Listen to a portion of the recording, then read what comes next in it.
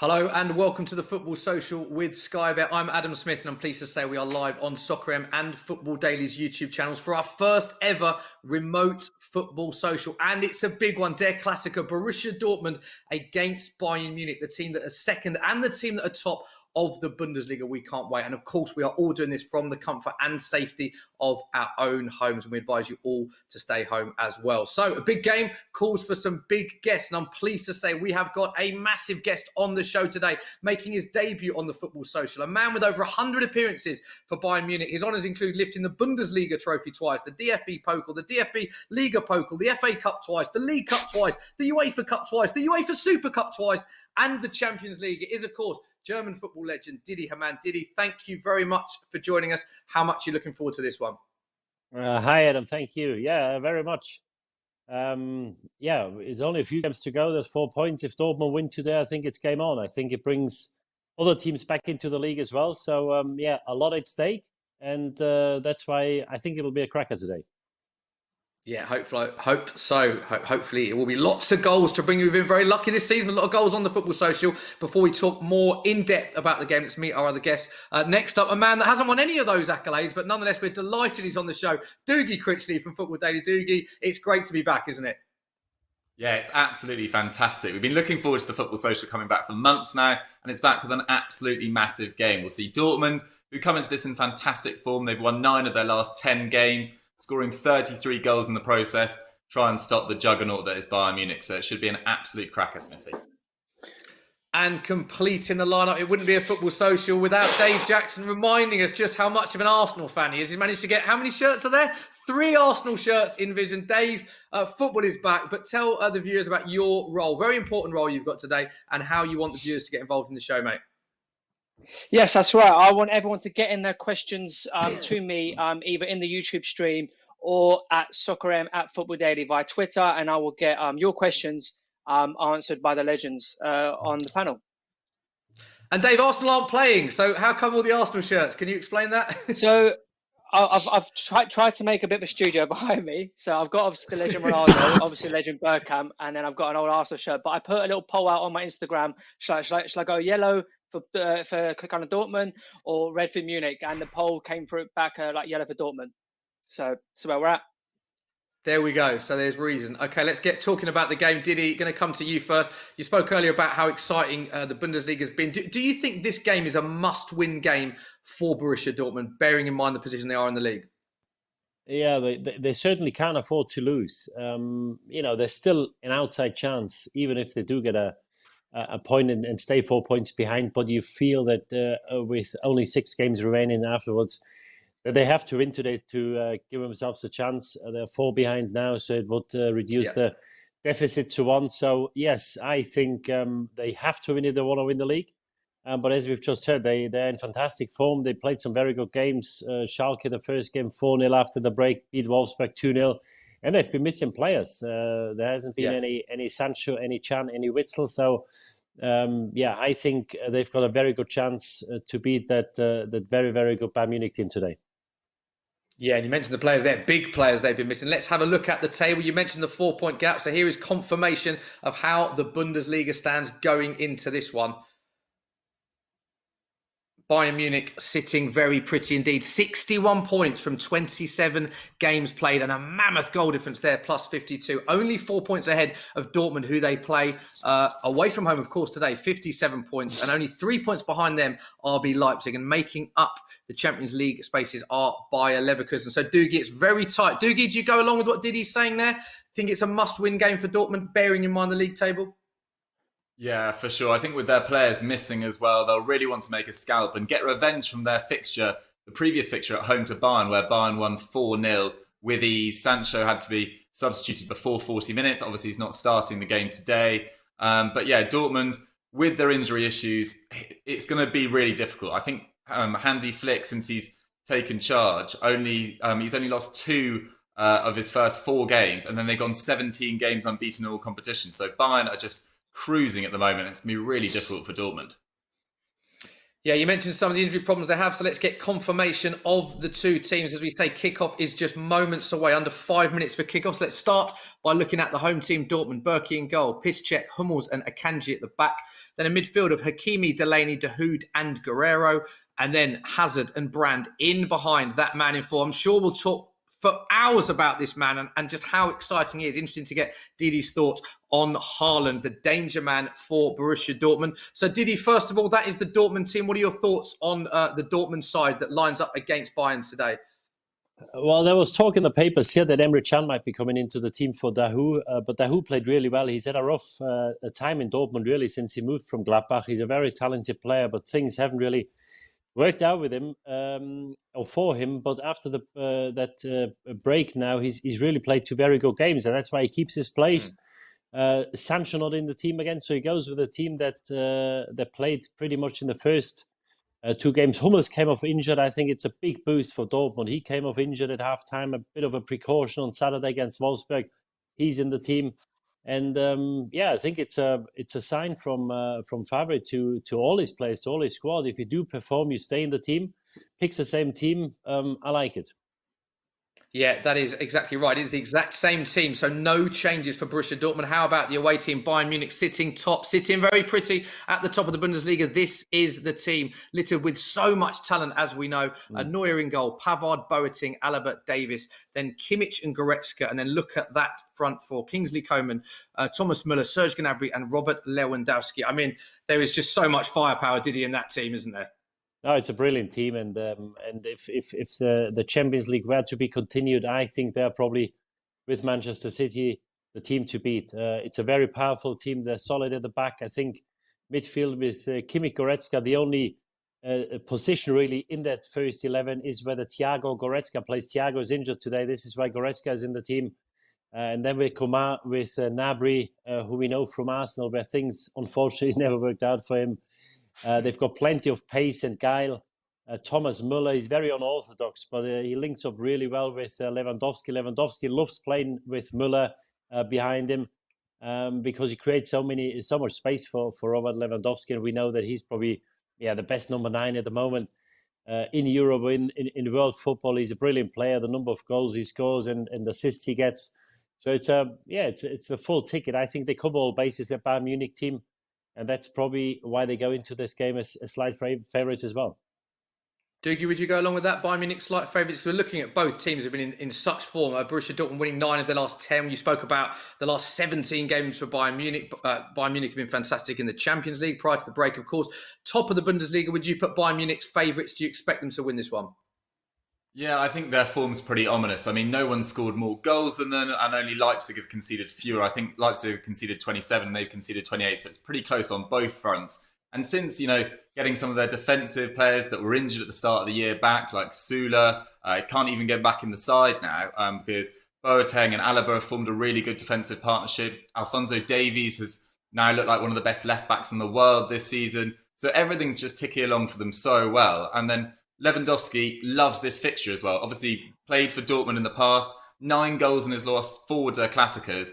And unless Haaland has an absolute screamer, I can only really see it going one way. But I'm hoping for a cracker.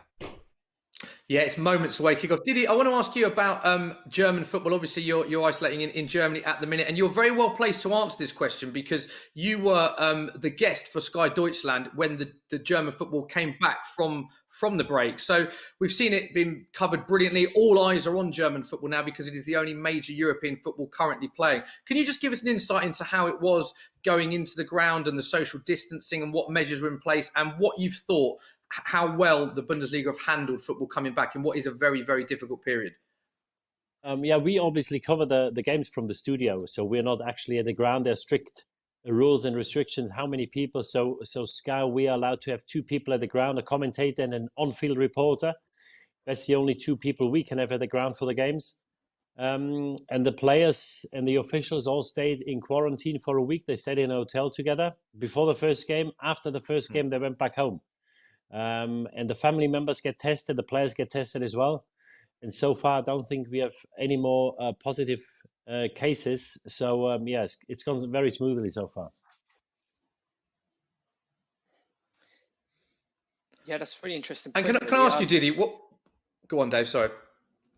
No, I was going to say, obviously, with that, some of like the reports that we've heard is that that's been very encouraging for like the UK players, right, to see how the German kind of FA have been able to implement the activation of football. Do you think that's quite positive signs for the potential return to the Premier League?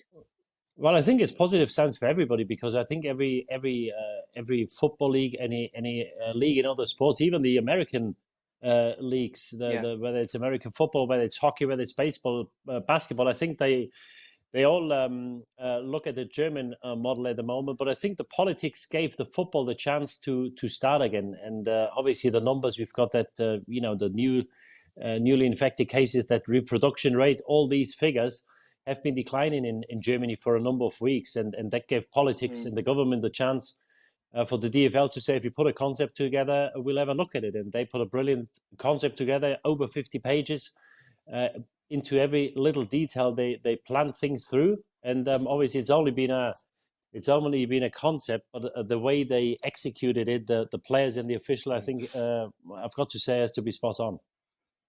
Yeah, Didi, we've seen many people have praised how German football have handled it. We watched with real interest, actually. We saw the desanitisation of the footballs. We saw the substitutes 2 meters apart, socially distancing, the face marks on the side. It's been fascinating to watch. What has your thoughts been about the lack of atmosphere? Obviously, of course, fans aren't allowed in the stadium, which we totally understand. But this is a game famous for a huge atmosphere. I mean, the yellow wall at Dortmund in a match like this would be bouncing, wouldn't it? How have you found the sort of empty stadiums, and is there anything you think can be done differently to counteract the fact that these stadiums are empty and there is no atmosphere?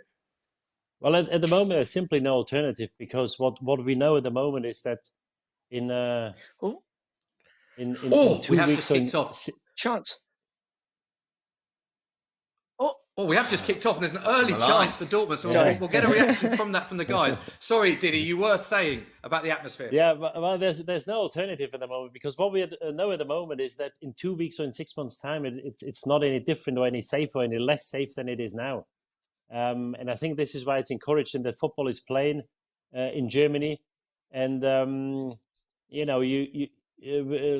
with the lack of atmosphere, we've here at Sky, we've got an option. You can press a button where you've actually got the sound as if there were fans at the ground, and it's been very well received by the punters. A lot of people used that option and they liked it.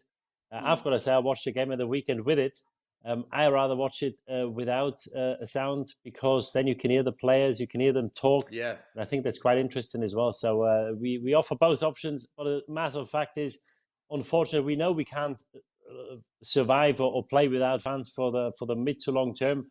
At the moment, there's simply no other option, unfortunately.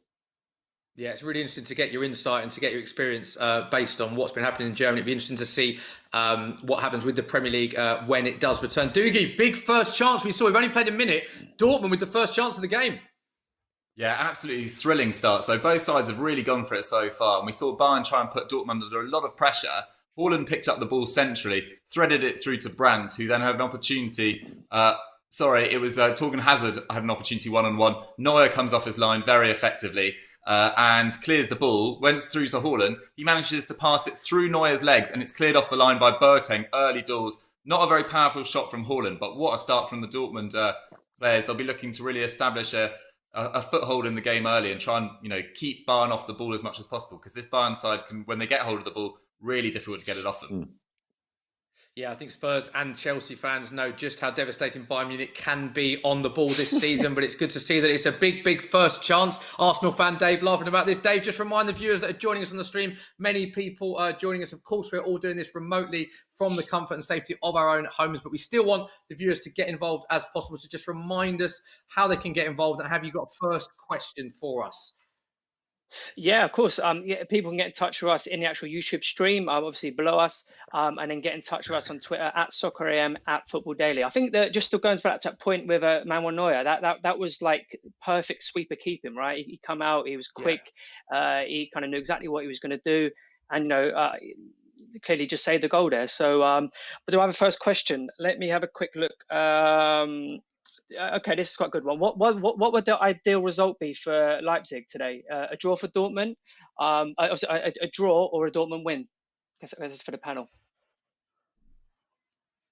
Oh, Well, Doogie, do you want to come in with that one?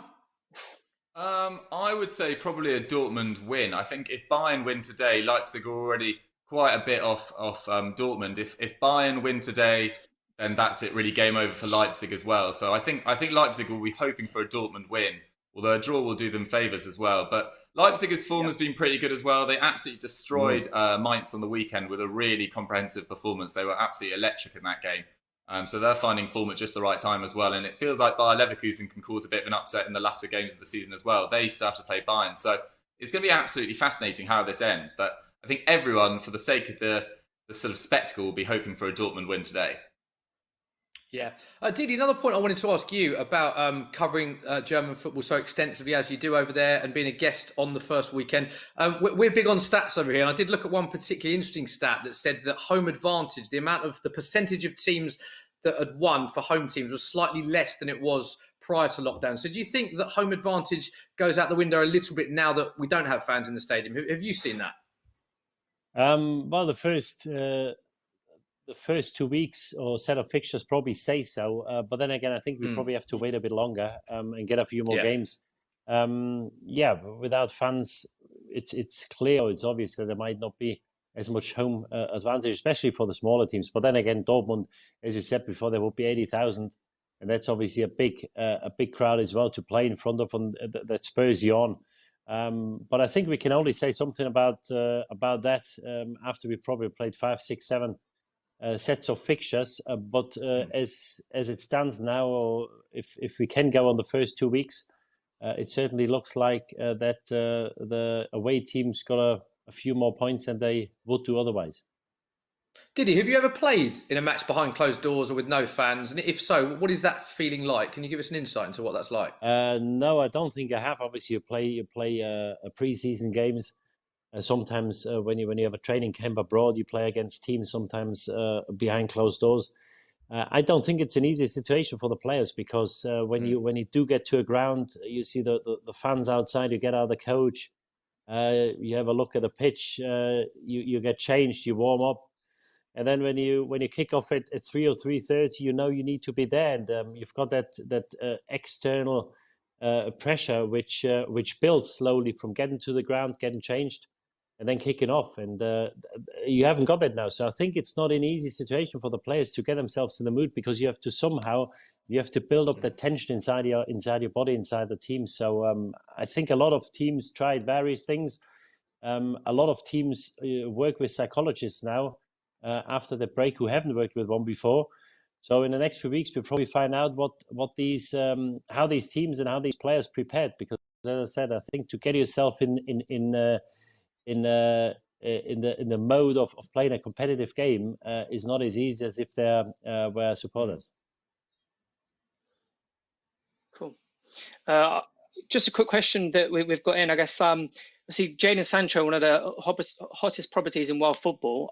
If you were advising him as a younger player, what advice would you give him now? Would it be to stay at Dortmund for another couple of years, continue that development, or potentially look as a chance for Dortmund? So yeah, or would you potentially advise him to stay at Dortmund, continue that development, or maybe look to move back to the Premier League? Like, what would your advice be?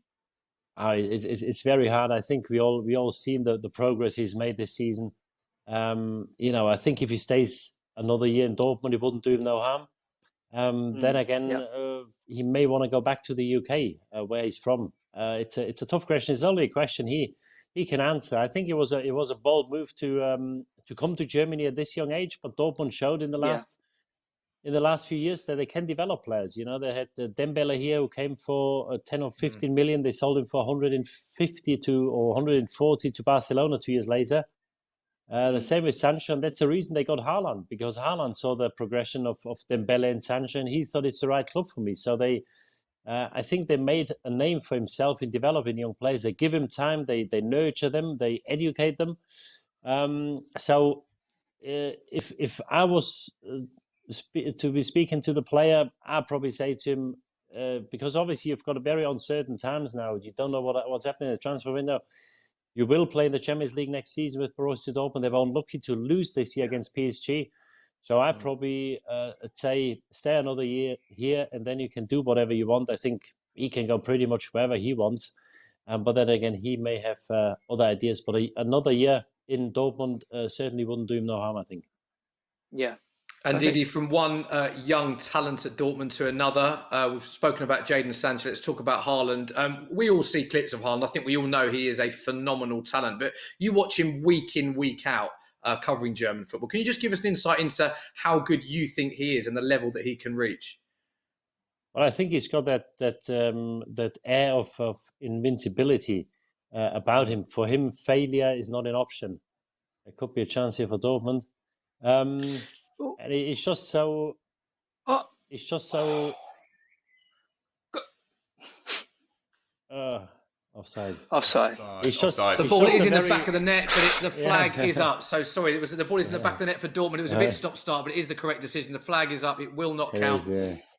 Been disallowed for offside. Quite right too. It does remain 0-0. So sorry, Didi, we were talking about Haaland, and you were saying he's got the air of invincibility and just how good you think he can go on to become. He's got a confidence about him, which is sometimes you see in young players, and people said, well, he's got goals in Norway, then he's got goals in Austria.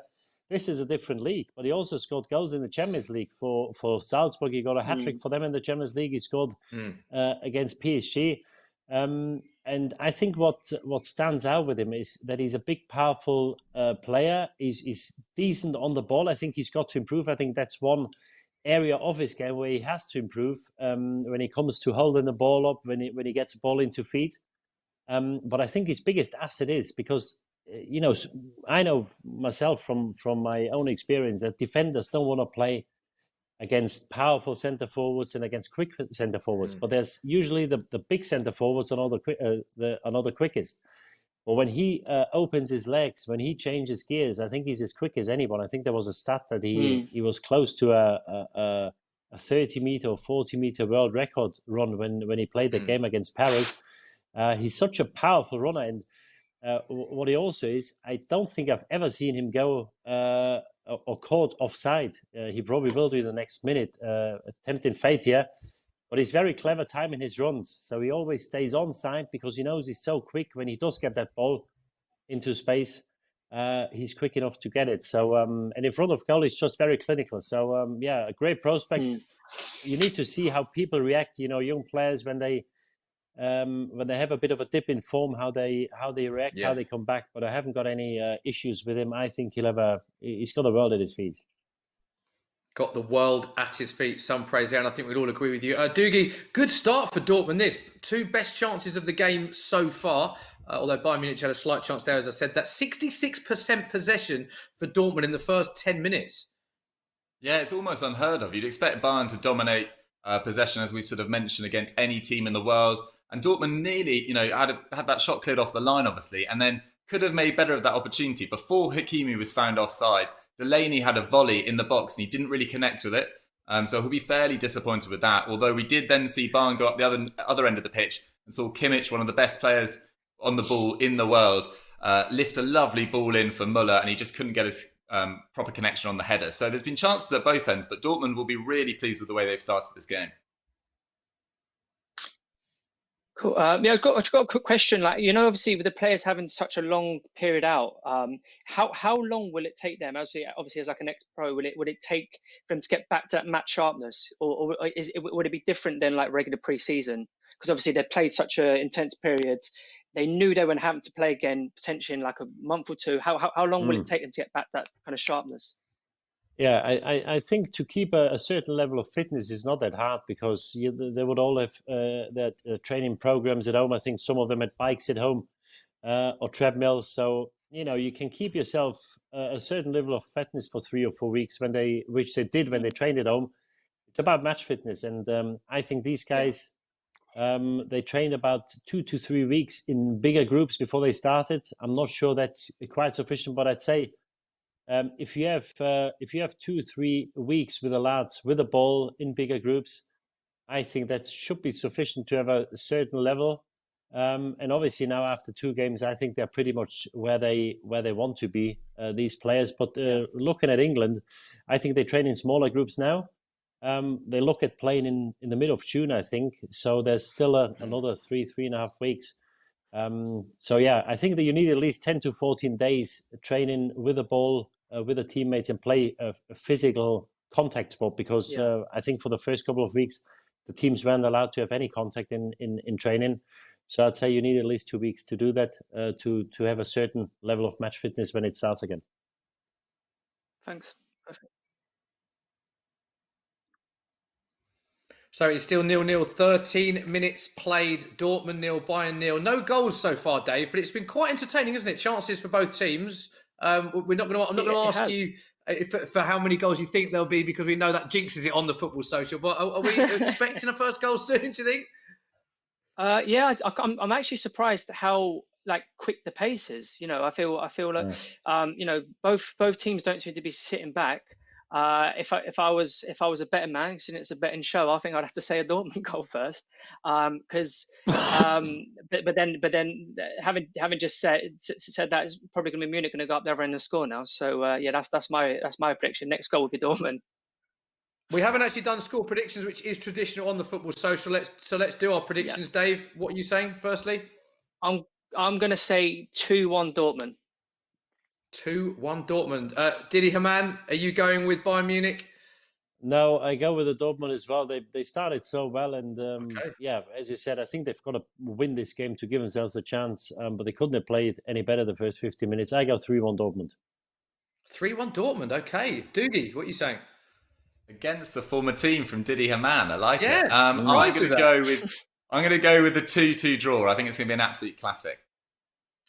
I was literally about to say 2-2, so I'm going to make it even more exciting. 3-3 thriller. I think this will be a score draw, and they're going to be goals galore. So even more reason for you to stay with us on the Football Social. Of course, our first Football Social that we are doing remotely from the comfort and safety of our own homes. Dave, you've been on Social Corner. Have we got any more questions coming in for the panel? Yes, there is. There was a question. Hold on. If you just come back to me in a minute, I found a really juicy one. I've just lost. Okay, come back to me in a minute. He's busy. He's got other stuff going on apparently.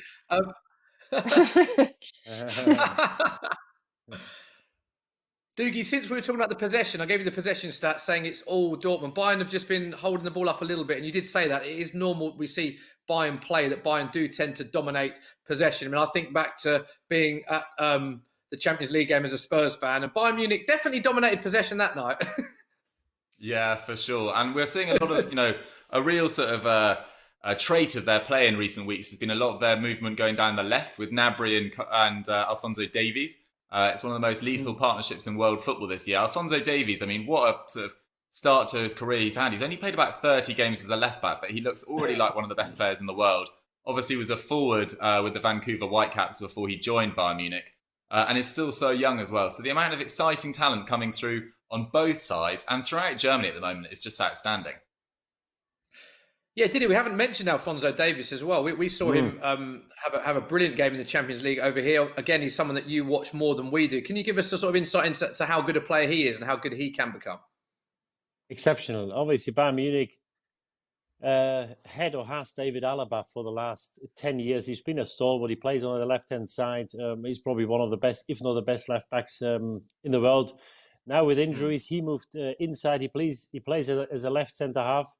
And Davies came in as, he was bought as a winger, but also as an option as a left back.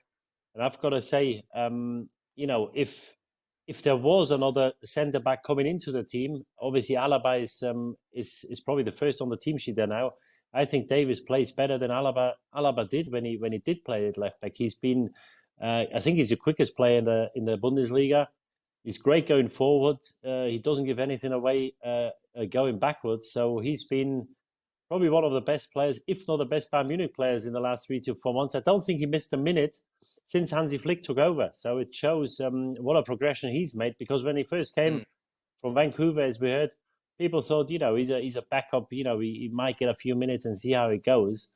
But now you couldn't think of a team when you go to Dortmund or when you play a game in the Champions League, hopefully at some stage later in the season, when the chips are down, you couldn't see a team without Alphonso Davies in the side, and that's what an impression he's made. Yeah, so many breakthrough players, so many exciting young players we are watching in action today. Dave, you said come back to you in a minute. I gave you 2 minutes, mate. What questions have you got? Yeah, it was just actually about the young starlets in like the Bundesliga. Which other young players should we, as I guess Premier League fans, should we be looking out for? So obviously we kind of mentioned Sergio. I'm going to mention Sergio Gnabry. Obviously Alphonso Davies, etc. Which other chance for Bayern? Chance for Munich. Off the line. Clear off the line. Big chance for Bayern Munich. First real chance for them in the game, and it's off the line. Doogie, we've seen clearances off the line, both ends. I know, what a start, Smithy. Oh no, it was good work from Thomas Müller on the right-hand side. I can't quite see who had the shot, but then I think it was Lucas Piszczek clearing the ball off the line. So that's one apiece in terms of balls off the line in the first 19 minutes. And it has just been a really open game so far. It's been thrilling to watch. Cool. Sorry, Dave, we interrupted you. Back to you for the question. Yes, basically my question is which... sorry, go on. Sorry. Yeah, which young starlet, isn't it? Which young player? Yeah. Just to come back on that chance again, because people were worried first what a standard will be like. But we had stats from the last two sets of fixtures, and in terms of intensity, distance covered challenges, it wasn't too much different. And I think this game shows it as well. I think it's been a brilliant 20 minutes so far, end to end stuff. Yeah. And, if anybody's worried when the Premier League was to start again, that the standard won't be much good, I think they should be watching some of these games because we had some brilliant games so far. Coming back to the question, You mentioned a couple of Alphonso Davies and Gnabry. I'm not sure whether he's classed a young player. Still, he must be in his 23, 24, I'd say. Obviously, Jadon Sancho is probably one of the hottest properties, but the player that stands out for me at the moment in Germany is Kai Havertz from Leverkusen. He's playing up top at the moment because they have a couple of injuries. Very versatile player. He reminds me of a young Michael Ballack. I said this months or years ago. He's just a brilliant player. He's so flexible. He's tall. He can hold the ball up. He's physical. He's technically he's very gifted. He's perfect. He knows where the goal is. A brilliant finisher, as he showed in the first two games after the break again. And his best position, as I said, at the moment he plays up top. I'd say like a number 10 or number 8 attacking midfielder. He's got that air of arrogance about him in a nice way, which I think you need to have. Hardly ever gives the ball away. I'd say Kai Havertz is probably the player I like to watch the most, and he's probably a player which will be on the radar of quite a few Premier League clubs. Yeah, so that's what I was going to say. How long do you think it'll be before Bayern decide to pick him up and snap him up? Yeah, there's talk about it, and obviously they want Leroy Sané by the sound of it. What we hear, what we read, Leroy Sané is the first option. They wanna get him. Whether they get both, if possible, I'm not too sure. We did an interview with Havertz on Saturday. He didn't say it, but to me, it hinted pretty much that he will leave in the summer.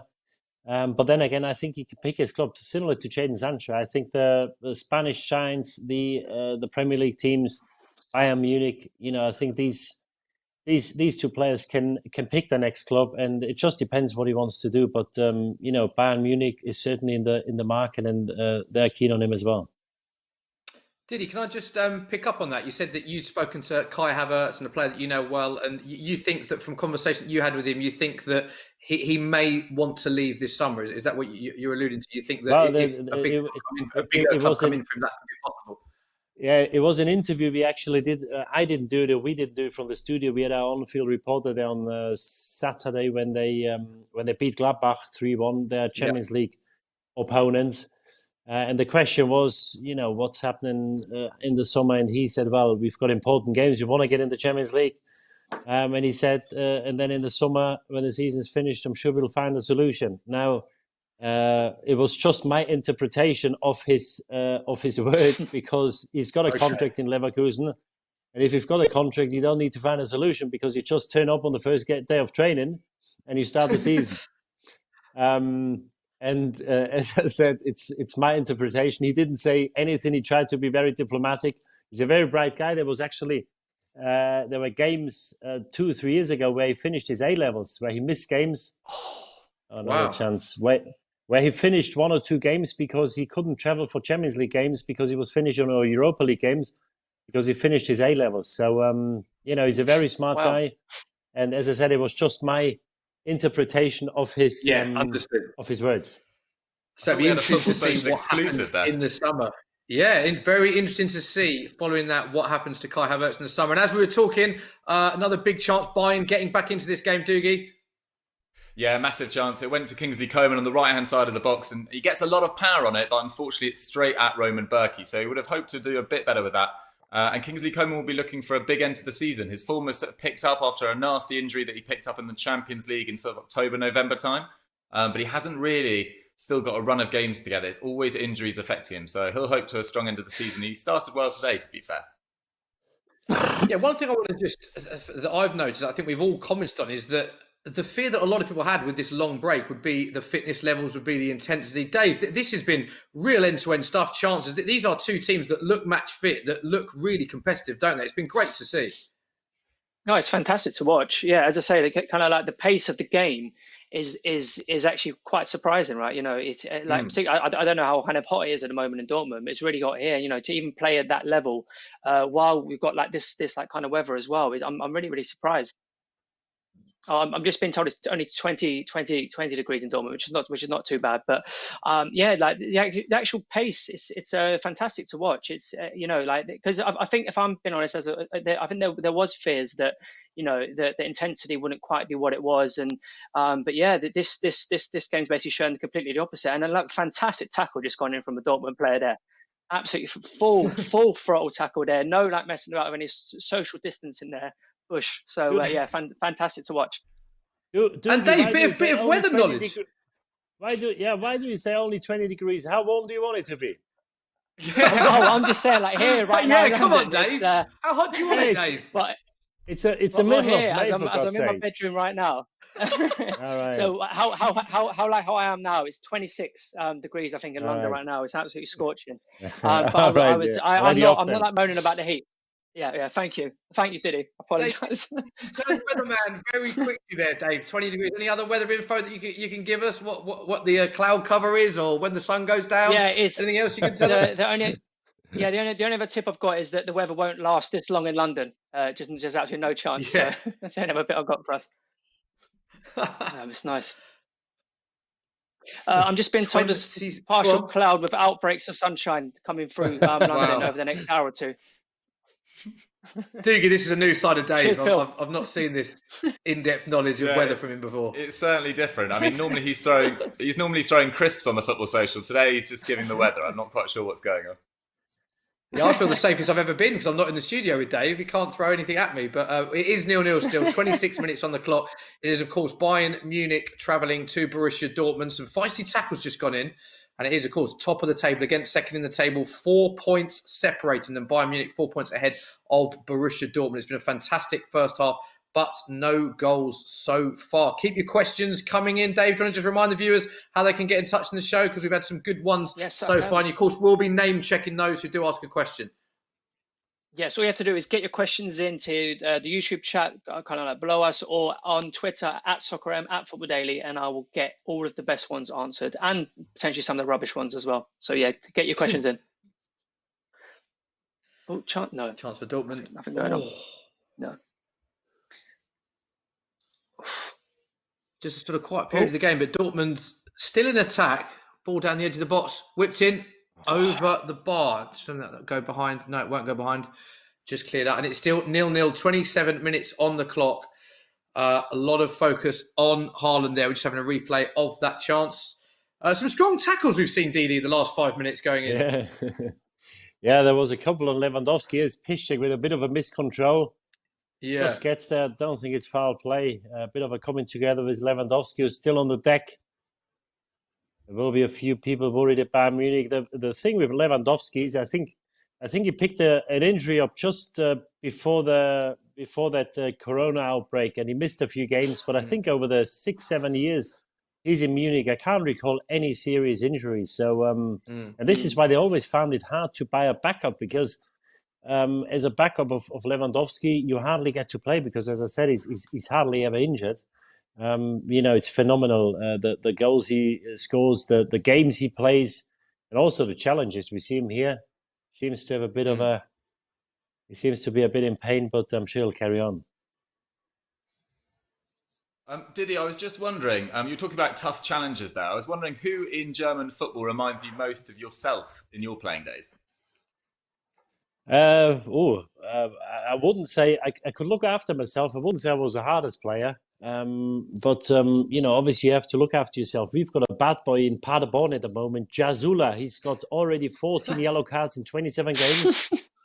And the record is great name as well. Yeah, Jasula, he plays with a helmet. This is he had a head injury years ago.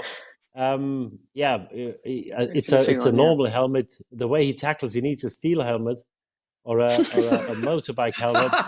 Yeah, he's already on 14 yellows. The record is 16, and we've got a bit of a teaser on Saturday because Tamas Haito, a Polish player, centre back, he played for Schalke and Duisburg. Some of you may recall him who are familiar with German football. He's got the record with 16. Jasula's got a chance. He needs. If he doesn't get injured, that Jasula, I think he'll walk it. 14 yellow cards. That is crazy. Yeah, he's got 14. Sounds like he wants it as well, Dougie, doesn't it? Sounds like something that he wants, this player. Yeah. Well, a chance for Dortmund. Oh, chance for Dortmund. Edge of the box with Haaland. Oh. It seems to just be breaking down first there. Goal. They've had some fantastic build-up play. Some really good build-up play, and then it's just that final ball. But I think it's definitely coming. I think it's definitely coming, Smithy. Yeah, sorry, Dave. He's just not quite connected with his two chances so far, Haaland. He obviously had that sort of one where he got it through Neuer's legs, but didn't quite get the power on it. And that good opportunity on his left foot, stronger left foot, and didn't quite connect with it there. It's brilliant football by Dortmund. Brilliant. Absolutely brilliant. The way they pass the ball and create chances. A brilliant first half hour from the Dortmund. Yeah, and it's behind for another chance for Dortmund. It will be a corner for Dortmund. We're in the 30th minute now, so 15 minutes plus, of course, additional time left in the first half. And another chance for Borussia Dortmund. As I say, no goals so far, but it has really been a game of some strong challenges. Fitness levels have been good, and we've had chances as well. Still in the box now. Dortmund danger not cleared as it goes behind goal. Did he give us I don't know.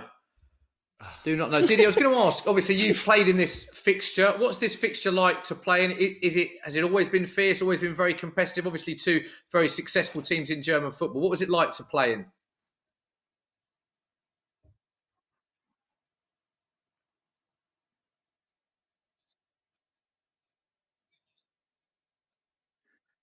Having a few. We can't quite hear Didi Hamann. I don't know if he's having some issues with his microphone. So, Dougie, I'm not going to ask you that question. I don't think you've ever played in this fixture, Dougie. Have you? Dortmund versus not Bayern? Yet, not as of yet. Like? You can't answer that one, can you?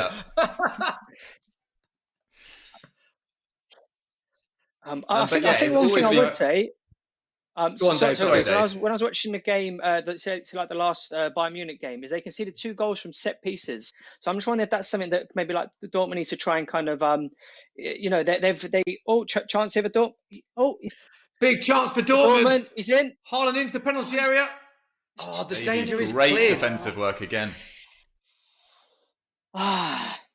Sorry, there was a great chance for Dortmund. That's a good point about the conceding of set pieces. Sorry. Well, yeah, I was reading the other day. I can't remember exactly the stat on it, but it was the highest percentage of set piece goals that Bayern have ever conceded in a season for like 4 or 5 years this year. And it might be a factor that without Niklas Süle, who's been injured for much of the campaign, who's about 6'5", with David Alaba having to play at centre back, they've lost a bit of height in there. Perhaps that's not quite what's happened. Maybe it's some of their zonal marking or man marking is not quite working at the moment. But I agree with you. Corners, free kicks, going to be massive for Dortmund in this game. Yeah, I guess that's a good kind of backup option for like Dortmund because they're playing so well with their actual football, right? So maybe last 10 minutes, if they still haven't scored, for them to potentially try and whip the ball into the box and try and get one of their like forwards onto it really. Sure. But it's such a good game. Despite only being 0-0, like it's such a fast pace. kind of open game. So very exciting to see, watch. Yeah, definitely. I mean, despite Bayern having much the better of this fixture in recent years, I think they've won 12 of their last 18 meetings in all competitions. Dortmund are actually unbeaten at home this season in the league. So they've got that to try and defend, and the weight of history against them. But both sides have started well this so far. It could really be either side taking the lead. Yeah, and Dougie, we said about possession being very weighted. 66% it was in the first 10 minutes. The two big chances, it was all Dortmund. Possession is now levelled. We've seen Bayern Munich with some chances. It's a lot more tighter now, this game, isn't it, compared to the first 10 minutes? And as I'm saying that, Bayern on the attack again. For sure, yeah. They've got a grip in midfield, Bayern, as opposed to the first 10 minutes where it was far too open. Goretzka, who's had a great resumption since the league started, and Kimmich, who's just an all-round absolute baller in the middle of the park. And there's a lot of space, though, as we see just there for Dortmund to counter. I think it's Guerrero on the left-hand side. Eventually, it's slightly slowed down. It might not come to anything. But yeah, it's come to nothing. But there is a lot of space there, surprisingly, in a Bayern defence that haven't conceded that many goals recently. Just behind. Just to let everyone, all of our viewers know, we are having a few issues with Didi Hamann's microphone. But don't worry, he will join us very shortly. For any minute. He is, of course, in Munich, as we all are. Well, we're all not in Munich. We're all working remotely from home. He's in his home in Munich. We are in our various homes. And as I say, he's just having a few difficulties with his microphone, but he will be back very shortly. It's fascinating hearing his insight, Dave, isn't it? As a former player, but also a pundit, a perfect guest really to talk about this fixture and to talk about just how German football has been, because all eyes are on German football now. It's the only major league still taking place, and we all miss football dearly. Of course, we completely understand the reasons we can't have football for health reasons, which are, of course, paramount and far more important. But there are so many eyes on German football now, aren't there? Just because of it's the only league going ahead. Yeah, I think also as well, the actual title race is so kind of close as well. Obviously, if Munich win today, it's pretty much over, with all due respect, because you can't really see Dortmund had to pull that back, despite because they would have already played each other twice, right? So it's a really, really interesting title race. It is the only live football we have available to us, and it's such a high standard of football as well, right? They've got some fantastic young, exciting prospects playing in the league, as well as some established world superstars. It's just actually great to watch, and I can't tell you how much I miss live football for that two months or so. So yeah, I'm absolutely loving it, Smithy. I've got some breaking news for you, Dave Jackson. Didi Hamann is back with us. Didi, can you hear us? Back in the building. There he is. Come on. There we go. Very excited. Didi, welcome back. I asked you a question, and it was about what it's like to play in this game and how big this fixture is. And then we lost you. And I obviously couldn't ask Dougie or Dave that because they've never played in this fixture. So now that you can hear me again, give us an insight into what this match was like for playing and how competitive it was. Yeah, it's the biggest rivalry over the last 15 years, I'd say, or the last 20 years. We had in the 80s, it was probably Bayern Munich and Hamburg. Then in the 90s was probably Werder Bremen and Bayern Munich. And I think, since the 90s, it's probably Dortmund. They had some financial problems, but they came through it. They brought some very good players back. They won the Champions League in 95, I think it was, against Juventus in Munich. When Lars Ricken scored that goal to make it 3-1 with Karl-Heinz Riedle scoring too. So they were Champions League winners. Yeah. And then obviously they had some great managers. And when Jurgen Klopp came, he really took him to another level again. They were Champions League finalists against Bayern at Wembley 2013. Wembley, yeah. It's a big rivalry, and obviously it's usually always a great atmosphere in the Westfalenstadion when these two teams meet. Unfortunately, not today, but no, they've been a force, and they've been very shrewd with a transfer in the transfer market. I think in recent years, they sold some players with huge profit. And probably have in Haaland and Sancho, again, they've probably got the two most interesting young players in Europe, or two of them. Yeah. Didi, it's been interesting this year seeing the revival of Bayern Munich under Hansi Flick. Do you think that they sort of got their previous appointment wrong of Niko Kovac? Do you think they got that wrong, or do you think it was just more a result of the players have just started playing better? What do you put their revival down to?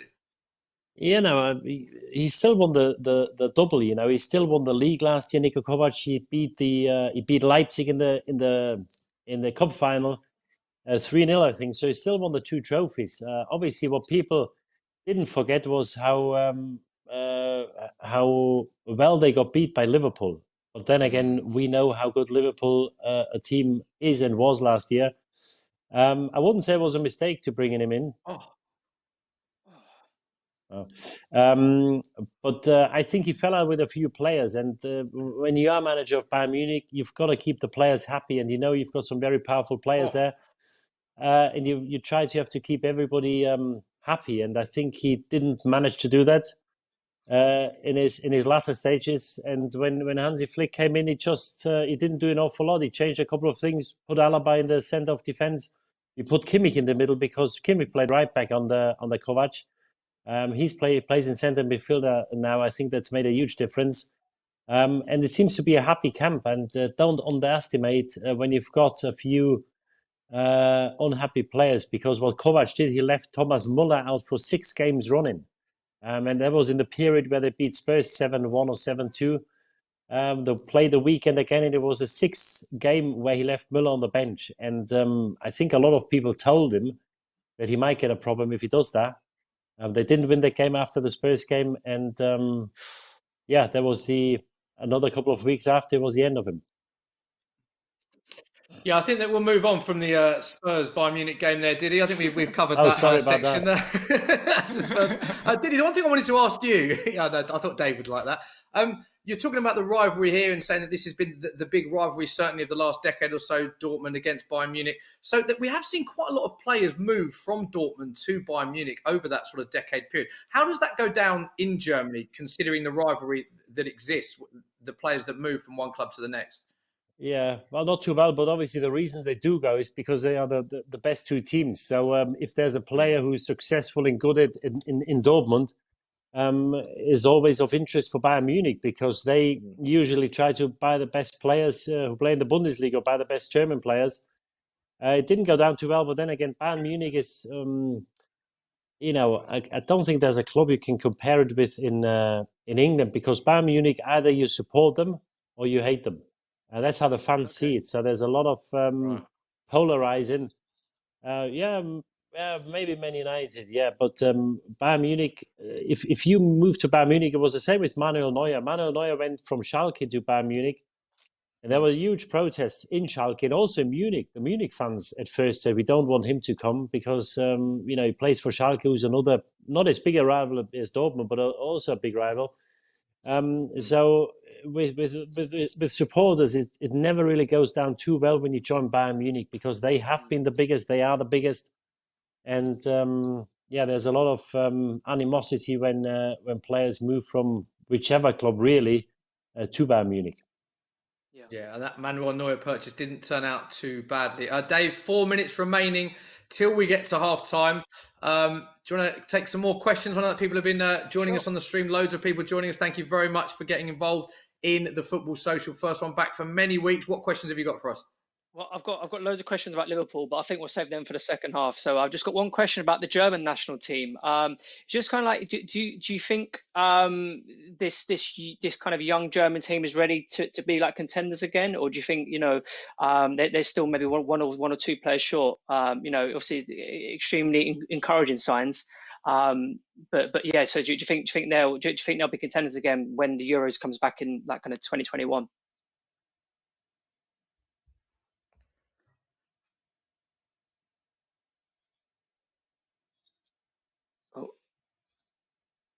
Just having a few technical problems with Didi's mic. So Didi, if you can hear us, we're just having a few problems with your microphone. We are approaching the halfway point as well. 42 minutes, 16 seconds on the clock. So only a couple of minutes, should I say, before that halftime whistle goes. Looks like, Doogie, no goals in the first half, but it's been thoroughly entertaining so far. Yeah, it certainly has. I mean, don't let the scoreline fool you. There's been plenty of chances. There's been 2 cleared off the line. There's been some full throttle tackles. And we've seen some players both play. What an exciting goal! What a goal that is! Kimmich with an absolute dink straight into the back of the net. What a goal that is! 42 minutes on the clock. Didi Hamann, what a goal we have just seen there from Kimmich. Yeah, he can do that. I think he scored one. I'm not meant to mention Spurs, but I think he did that against Spurs in London. Thank you, mate. And he's a brilliant player, and he really took responsibilities. again, he's got better again since he plays in centre midfield. Oh, Beautiful thing, yeah. Gets the pitch beautiful wedge vision. Lifts it over. Yeah. Beautiful. this is textbook, isn't it? For any young kids wanting to learn a technique in the garden, that is a textbook chip, isn't it? Keeper off his line, right into the... We're just seeing this super slow-mo there. The technique is phenomenal. I still think he's got to save it, though. Yeah. He gets a good hand to it. I think he's got to do better, the keeper. But, yeah, nevertheless, it's a brilliant chip. And obviously it shows you need to have the vision and then also the technical ability to put the ball over Bürki, their brilliant goal. Wow, there we go. First goal of the match, just as we were all talking about 0-0 going into the break. Perfect, like what we did there. Encouraging signs. We got the goal. First goal of the stream. It is 1-0 Bayern Munich, thanks to that Kimmich dink. Lovely dink. And do you think that's going to make Dortmund change anything now at half-time? Because as you said, it was quite a good half for Dortmund, but does that change the philosophy of the team talk completely now that they're 1-0 down? Yeah, I think it will. As you said, I think they've been brilliant in the first half. I think it's very harsh going into half-time 1-0 down. But they've got options on the bench.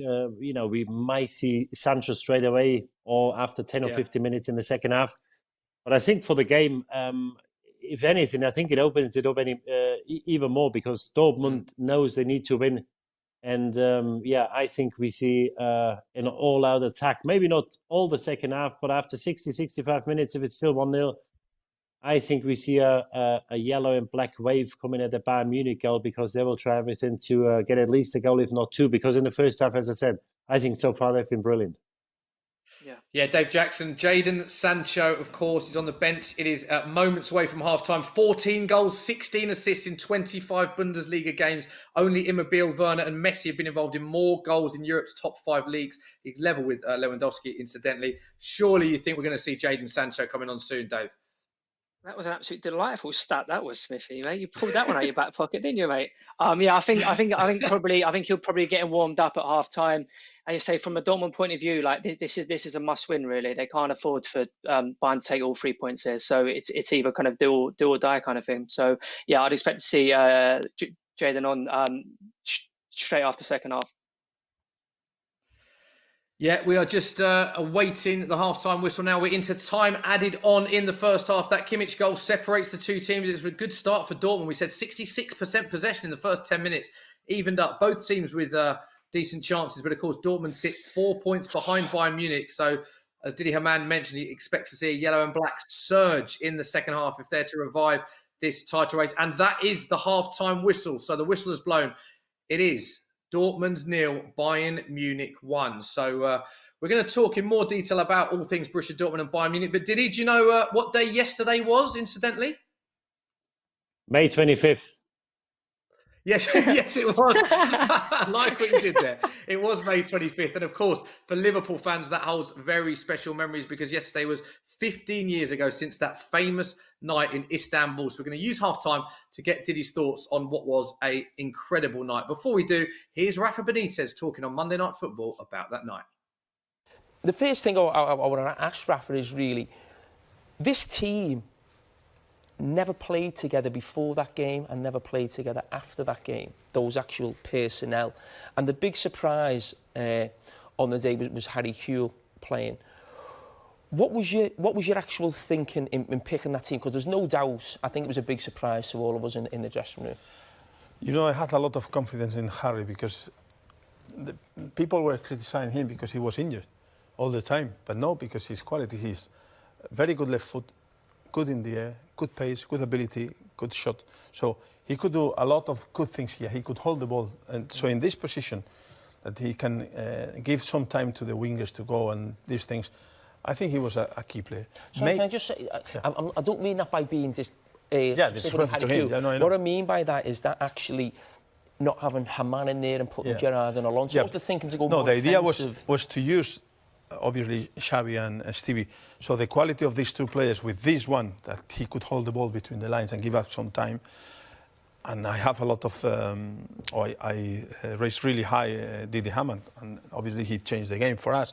But the idea was to use two players that he could go forward, he could hold the ball, and he will give us something more. But why in this game then? Because throughout the time, we'd always had two sitting midfield players. Stevie Gerrard a lot had played in the number 10 position. A lot of the time it was Biscan because of injuries to Xavi Alonso and Didi Hamann. But we always had two, what we would call sitting players. We had 2 clean sheets against Chelsea in the semi-final. We went to Juventus and kept a clean sheet. Was it more a case because it was a one-off game and not 2 legs, or you thought you had to? No, obviously it's a game that you have to win.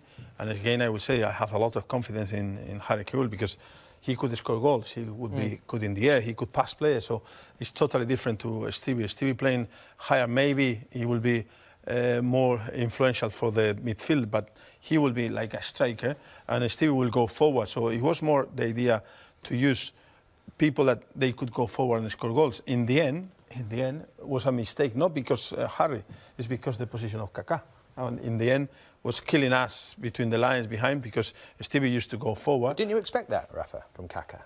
Yeah, but I thought that we could control him with these 2 midfielders. But the problem that if we go forward, we were talking today about Ozil behind the midfielders. So Stevie is a very offensive, and at this time he was a box-to-box player. So this space behind with the 2 centre-backs busy with the strikers, it was difficult to manage, and Xavi is not the quickest in this area. So he's just before you move on, Jamie, so you never played this team before. You announced it 90 minutes before kick-off. Jamie, what was the genuine reaction amongst the players? There was something I wanted to ask you, Rafa, because you spoke to Stevie the night before the game and told him his position was different. And I was rooming with Stevie, so he spoke to me. So, did you speak to Harry Kewell and tell him before the game he was playing, or did you actually? Because normally I don't remember. Yeah, maybe because you know that you didn't tell him. No, but we told Stevie. So as soon as Stevie was playing deep, I knew Didi wasn't playing. I didn't know exactly. No, I think obviously Stevie said Harry Kewell's playing. I'm going deeper, but because maybe it was a shock that Harry Kewell was playing to himself. Is there certain players you speak to before that normally, game? Yeah, I like to talk with players sometimes when I make these decisions, but I don't remember if I was talking with Harry, to be fair. But normally you say, I will play this player. Cara said that I put them in the same room, so when I put the right full back with the right winger, they know that, I want them to talk about the game. So in this case, maybe I was talking with Harry and I was telling him about his position. But mainly, I had a lot of confidence in him because he was a great player. So how did your thinking change then when it went very wrong very quickly? No, we made a mistake, with the first one, that we said put the ball high and then we put the ball on the floor and we made a silly foul and then we conceded the first goal. With someone we have to go close and then we were dropping off instead of go close to him. So we made too many mistakes at the beginning against a very good team, obviously. So, Rafa, you've got, obviously, we have got, I just remember Kaká running at us and these two just making runs down the side. And listen, I couldn't cope. I'm looking for me. I couldn't cope with them two, or certainly me and Sammy Hippier together with Kaká runs. We could not cope and we needed serious help. If you do that, in the end what happens is that you have the control maybe here, still you don't have the control here, and if they come here, then you cannot control them. If you want to control them, you finish to do that, doing that, and then you are not attacking. So then you have to keep your players here. And then still you have this gap. And this gap was maybe Xavi, but Kaká was a great player, and Xavi is not the quickest. So in the end, we have a big gap here that we're trying to fix in the second half. How long into the first half of that game did you think, I've made a mistake, I need to change this? No, but system-wise. It's easy to say that I made a mistake. I didn't make a mistake, and then you can say, oh no, to play Xavi Alonso and Gerrard, it's not a mistake. The mistake is that for the characteristic of the players, he was going forward and he was coming into this space. So in the end, we had the problem because the quality of the other players and what we did on the pitch. Remember that we have Harry also injured. Yeah, so obviously we should mention that. So there was the injury as well. I think, did Luis Garcia go here and Schmeichel go wide? Yes. So then remember that Schmeichel was not playing too much, so we were a little bit weaker. So then against a very good team, because they were very good, we started in 20 minutes, we were a little bit weaker. Then we have to start making changes, and then I was talking with you before. 5 minutes before, 3 minutes before the end of the first half, we're losing 2-0. And I was thinking, okay, what I have to say in English to motivate my players, because my English was not amazing. It's not amazing now, so imagine at this time. Then I was writing my notes. I used to do that. And then we conceded the third goal. I said, oh, now then carry on with the message. I always talk about half-time. People always ask me, I'm sure they ask you what happened at half-time. I'll give my version of events where I can remember, then maybe Rafa. I just remember coming in, and you said your English wasn't fantastic. So instead of maybe explaining to a player he's coming off at half-time, we're going to make a change, you used to just say shower, if you remember. So he should say Traore, shower. So Jimmy gets changed, goes to shower. The physio was with Finnan in the treatment room. He then comes out, and Dave Galley, the physio, said Finnan can't continue. Finnan then goes a bit angry Wait, Rafa, let him okay, fine. Well, he comes out. Finnan obviously not too happy. He wants to carry on. It's a Champions League final. And then I just think of you, and then just saying, Finnan, shower, Traore, out the shower. And basically, so this is going. We've only got 15 minutes. Yeah, don't forget, this is coming. Didi Hamann's outside warming up. He's coming on. Are they the right version, yeah? No, it's similar. Come on then, what's your... come on. No, it's simple. I told Paco Yesterande, my assistant, so be sure that I will talk with them. So Didi has to listen what I will say about the change of formation, and then take him out to do the warm-up. So Didi was there, we were explaining. And I didn't remember that I said Jimmy shower. Then he has to go, and I wanted to play 3 at the back, and Kara will be here. So the reality, we will have... yeah, so Traore would have been out, and Finnan would have been, one of the... Yeah. So, something like that. No, forget about Traore. That was the idea, with Didi Hamann in the middle, obviously. Yeah, okay.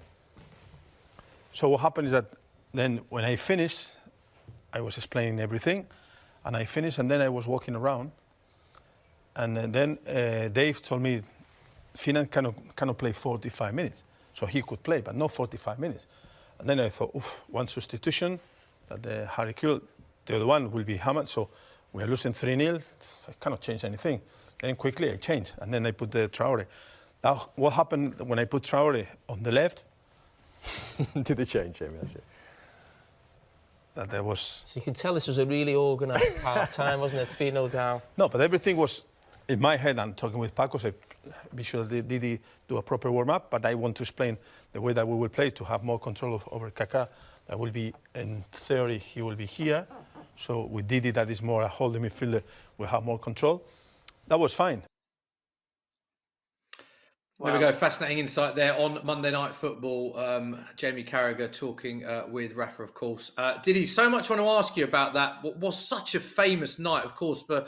It's one of those games, I think, that we all remember where we were when we were watching it. Liverpool 3-0 down at half-time, you coming on at half-time, and then the rest, of course, is history. First question I want to ask you, really, what was your reaction about not starting? Because many people were very surprised that you weren't starting that match. Yeah, I was a bit disappointed because as a player, you get a feeling, leading up to the game, whether you play or not. And I was pretty confident and certain I'll play because I'm not sure we played a game with Xabi Alonso and Steven Gerrard in the middle in the Champions League this season because I always felt Stevie was at his most potent and at his best when you gave him less defensive responsibility. So most games in the Champions League, he would have played on the right-hand side where he had pretty much a free role, or he played as a second forward. So, yeah, I was disappointed. But then again, we worked so hard as a group, and there were players in the 25-player traveling party who played a part to get us to Istanbul, who weren't even on the bench. So, it's a team sport. You've got to support the teammates. And the manager had his ideas. That's why he picked the team he did pick. And I was disappointed, but at the same time, when you play a team game, you've got to realize that it's not about yourself; it's about everybody. And I supported the lads. And the other thing is, you have to be in the right frame of mind because there could be an injury in the warm up. And if you start sulking and say, "Oh, I should be playing, I should be this," I think it's disrespectful to the team in the first place. And the other thing is, if you were needed at some stage, even for the start of the game or after 20 minutes, what happened then when Harry Kewell had to come off? You've got to be in the right frame of mind. So, I was disappointed, but as I said, it's about the team. And of course, 3-0 down at half time, you come on, and then we just saw a complete turnaround, one of the best comebacks we've ever seen. What was said to you by the manager at half time? Not an awful lot. As he just mentioned, I was only in for a few minutes. He went through the team in the second half. Obviously, we played with that formation with Xabi Alonso and myself throughout most of the season. And the reason was to move Stevie a bit further forward because he was our biggest goal threat. So he just said that we play three at the back, Xabi and myself holding, move Stevie a bit further up. He went through the set pieces, which was probably the most important thing because we defended zonally under Rafa. So obviously he told me where my spot was when we did defend corners and free kicks. And I was only in for about 4 or 5 minutes and I went outside to warm up. I just wanted to ask you what it was like because you obviously got those goals fairly quickly in the second half, and then AC Milan had a real period of dominance after that. Was there any moments that you thought, oh, we might have thrown it away here? You know, we've ceded dominance in this game. Yeah, you're right, and you know, you got a feeling when you play how long it's been played roughly. Obviously, you want the clock to run quicker when you're winning, and obviously a bit less quick when you're losing. And when we got the penalty and when Xabi put the rebound in, I was turning around and I've got to say I was expecting or was hoping and I was expecting about 75, 77 minutes on the clock. And I'll never forget the side when I turned around and it said 59:04. So it was only 14 minutes played. And to be exact, and I think 04. Yeah, 04. Yeah, it stuck with me, and I knew full well. I think, you know, we were obviously up against a team that was better equipped than us. If you look at the starting 11, it's a world 11, and but I think what we were good is this is why we were a force in knockout competitions. We knew what to do at the right time, and I knew at the time, and I think we didn't need to speak. I didn't need to speak to Kara, Sami Hippi. We were probably the most experienced players there at the back. The thing we had to avoid was conceding a fourth goal. You know, if we conceded a fourth goal, I don't think we would have had the energy and the willpower to come back again. So we, you know, naturally we sat back a little bit. And then, as you said, AC Milan with the team they had, they brought on Rui Costa, they brought on Serginho and Yondal Thomasson. You know, 3 top-class players again. And yes, they had the upper hand again. They started playing better again because they thought, well, you know, we've got nothing to lose. We should have won. Now we're in a position where it's all square again. So they started playing better again. And we were pretty tired towards the end of normal time. And then in extra time, I think we were just flat out on our feet. You know, we had a lot of players going down with cramps. And, you know, we just had to somehow survive and try to get into penalties. And Didi, final question. That moment when you realised you'd won the Champions League, we read out your list of achievements earlier. You've won so much in the game. What was that moment like, and where does that rank for you in your total career? Oh, it's the ultimate prize in club football. You know, you've got in club football, for me, you've got the Champions League, and in international football, you've got the World Cup. And these are the 2 biggest prizes. Unfortunately, we didn't get past the last hurdle in 2002 against Brazil in the World Cup final, and it's just relief because you know, to win with the group and to work so hard all season, and we were up against a lot of things. You know, for example, we had the last game in the group stage against Olympiacos. We were losing 1-0 at halftime. We had to win by 2 clear goals, so we needed 3 goals in the second half. And when Gerrard scored a goal with about 8 minutes to go.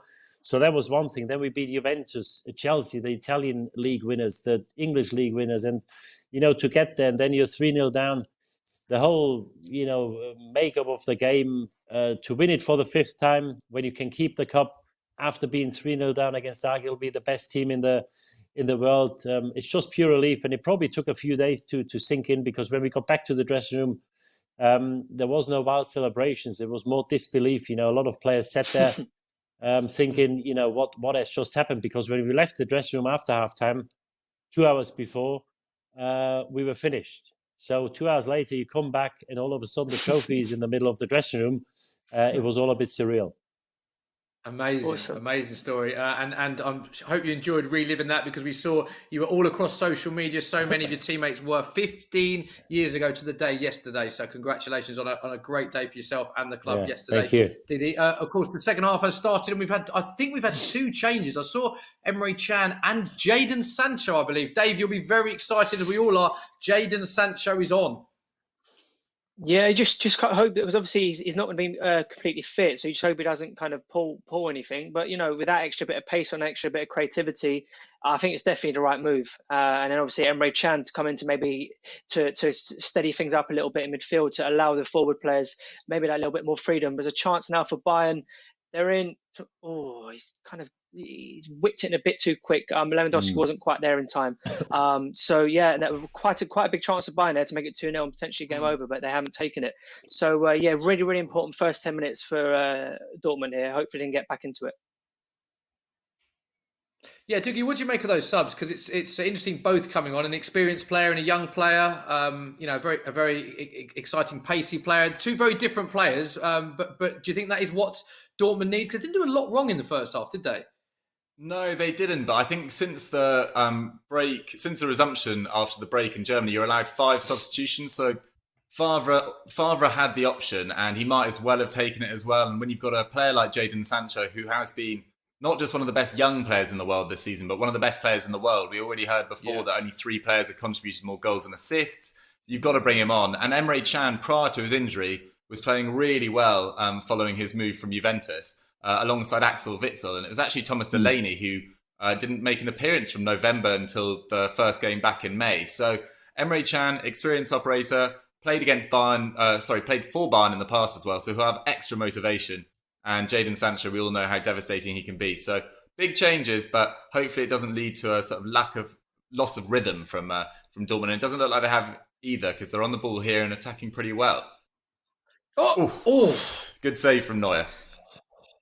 Yeah, I think that Dortmund have started fantastically the second half.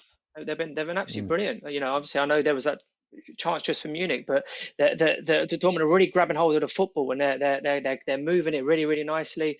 They managed to get a shot off there, and allow Manuel Neuer to make the save. So very promising signs from Dortmund here. Yeah, Sancho for Brand, Emre Can for Delaney. So double substitution for Dortmund at the halfway stage. It is still Dortmund 0, Bayern Munich 1, 48 minutes on the clock. Some stats to give you from the first half. Attempts, Dortmund 7, Bayern 8. On target, Dortmund 2 to Bayern's 5. And possession, Dortmund 48% to Bayern 52%. So very evenly matched in terms of stats. Didi, we've got a lot more viewers joining us now for the second half period. For those who may have missed the first half, your assessment of the first half, it was quite close, wasn't it? The stats suggest there wasn't a great deal in it. No, and I think, I'm not the bigged fan of stats. I think they can be misleading sometimes, but I think they sum it up pretty well in that first half. There wasn't much in it. I think it's a bit harsh on Dortmund to go in 1-0 down, but a brilliant game. I think what stands out is the quality of the game. Some of the passing moves, some of the combinations they've had, and the pace. You can see that these are the 2 best teams in the Bundesliga. All to do for Dortmund now, because when Bayern Munich can play on the break as they do now, we know how devastating they can be. Yeah, Didi, I was just wondering, Didi, I was just wondering, you've played in obviously quite a few derbies. You played in Der Klassiker, you played in the Merseyside derby. I assume you played in the Manchester derby as well. How does Der Klassiker rank in terms of the derbies you've played in? Obviously, I think it's always a bit more heated. We had also, when I was in Munich, we had 1860 in the Bundesliga, which is the local rival, and I always felt that when there are geographical derbies, they're always a bit more heated, like the Manchester derby, Merseyside derby, or the Munich derby. This is obviously, it's called the German Classico after the Spanish one. And there were always pretty heated games, but I've got to say the Merseyside derby, especially the games at Goodison, were probably the fiercest ones. It was always, everything was a bit quicker, and it wasn't playing at Goodison with Liverpool. It wasn't for the faint-hearted. Love that. I've Dave, got we were a talking quick about question. some strong challenges earlier, although it looks like that isn't one of the strong ones, just avoiding to miss the ball. But yeah, just going to say, Dave, alluding to what Diddy said there, again, the tempo of the game. For a lot of people that were saying that players need a lot of time off and they're worried about match fitness because of the break, we've not seen that here at all, have we? The tempo again in the second half, it's been really fast, just like we saw in the first half. No, it's been fantastic. And the quality of play has been top drawer. As if they haven't actually taken a break. So yeah, can't really complain in that respect. But I have a quick question for Diddy. So, who do you think would win in a game between like the 05 team and the current Liverpool team? Oh well, we.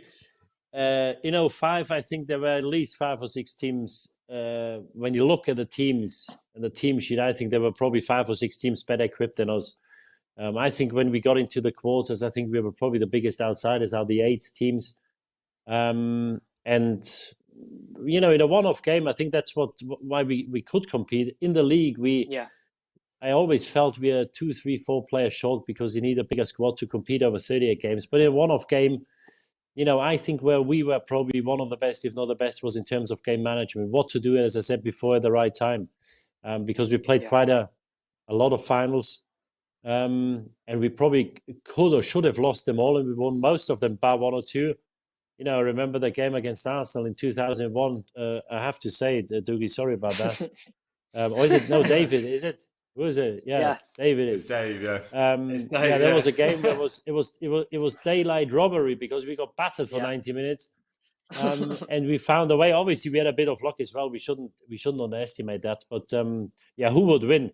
I will certainly think that the 17 team, or what is it? When did they win it? 19, was it? 19. 2019 they won.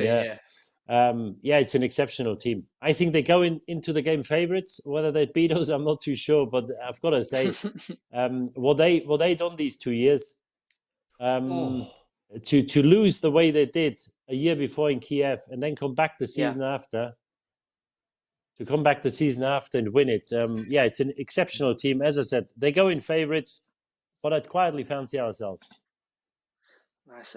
Just quickly, I think there may have been like a handball in that 2001 final that you may be like forgetting about. But yeah, fair enough. Yes, you're right. After I just move on. Yeah. Did he talk about that final in as much detail as you want? If you want to carry on talking about that final, I remember it vividly. Liverpool against Arsenal, fond memories. I've never been the biggest fan of VAR because when you take it with foul play and handball, I wasn't sure how it's going to work, and I think we're still in the 3rd year. We still have huge problems here. It's getting a bit better, but I'm not too sure whether it's the answer.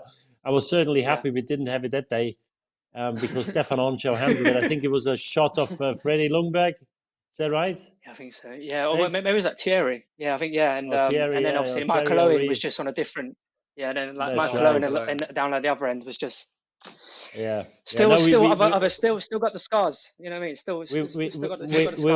We were a bit fortunate, Dave. I didn't forget that. So if it makes you feel better, Nice. Diddy, I wanted to ask you. We've got a lot of fantastic managers around now. Pep Guardiola, Pochettino, Klopp, etc. Zidane. I just wanted to know who you think of the modern day managers would get the most out of you as a player.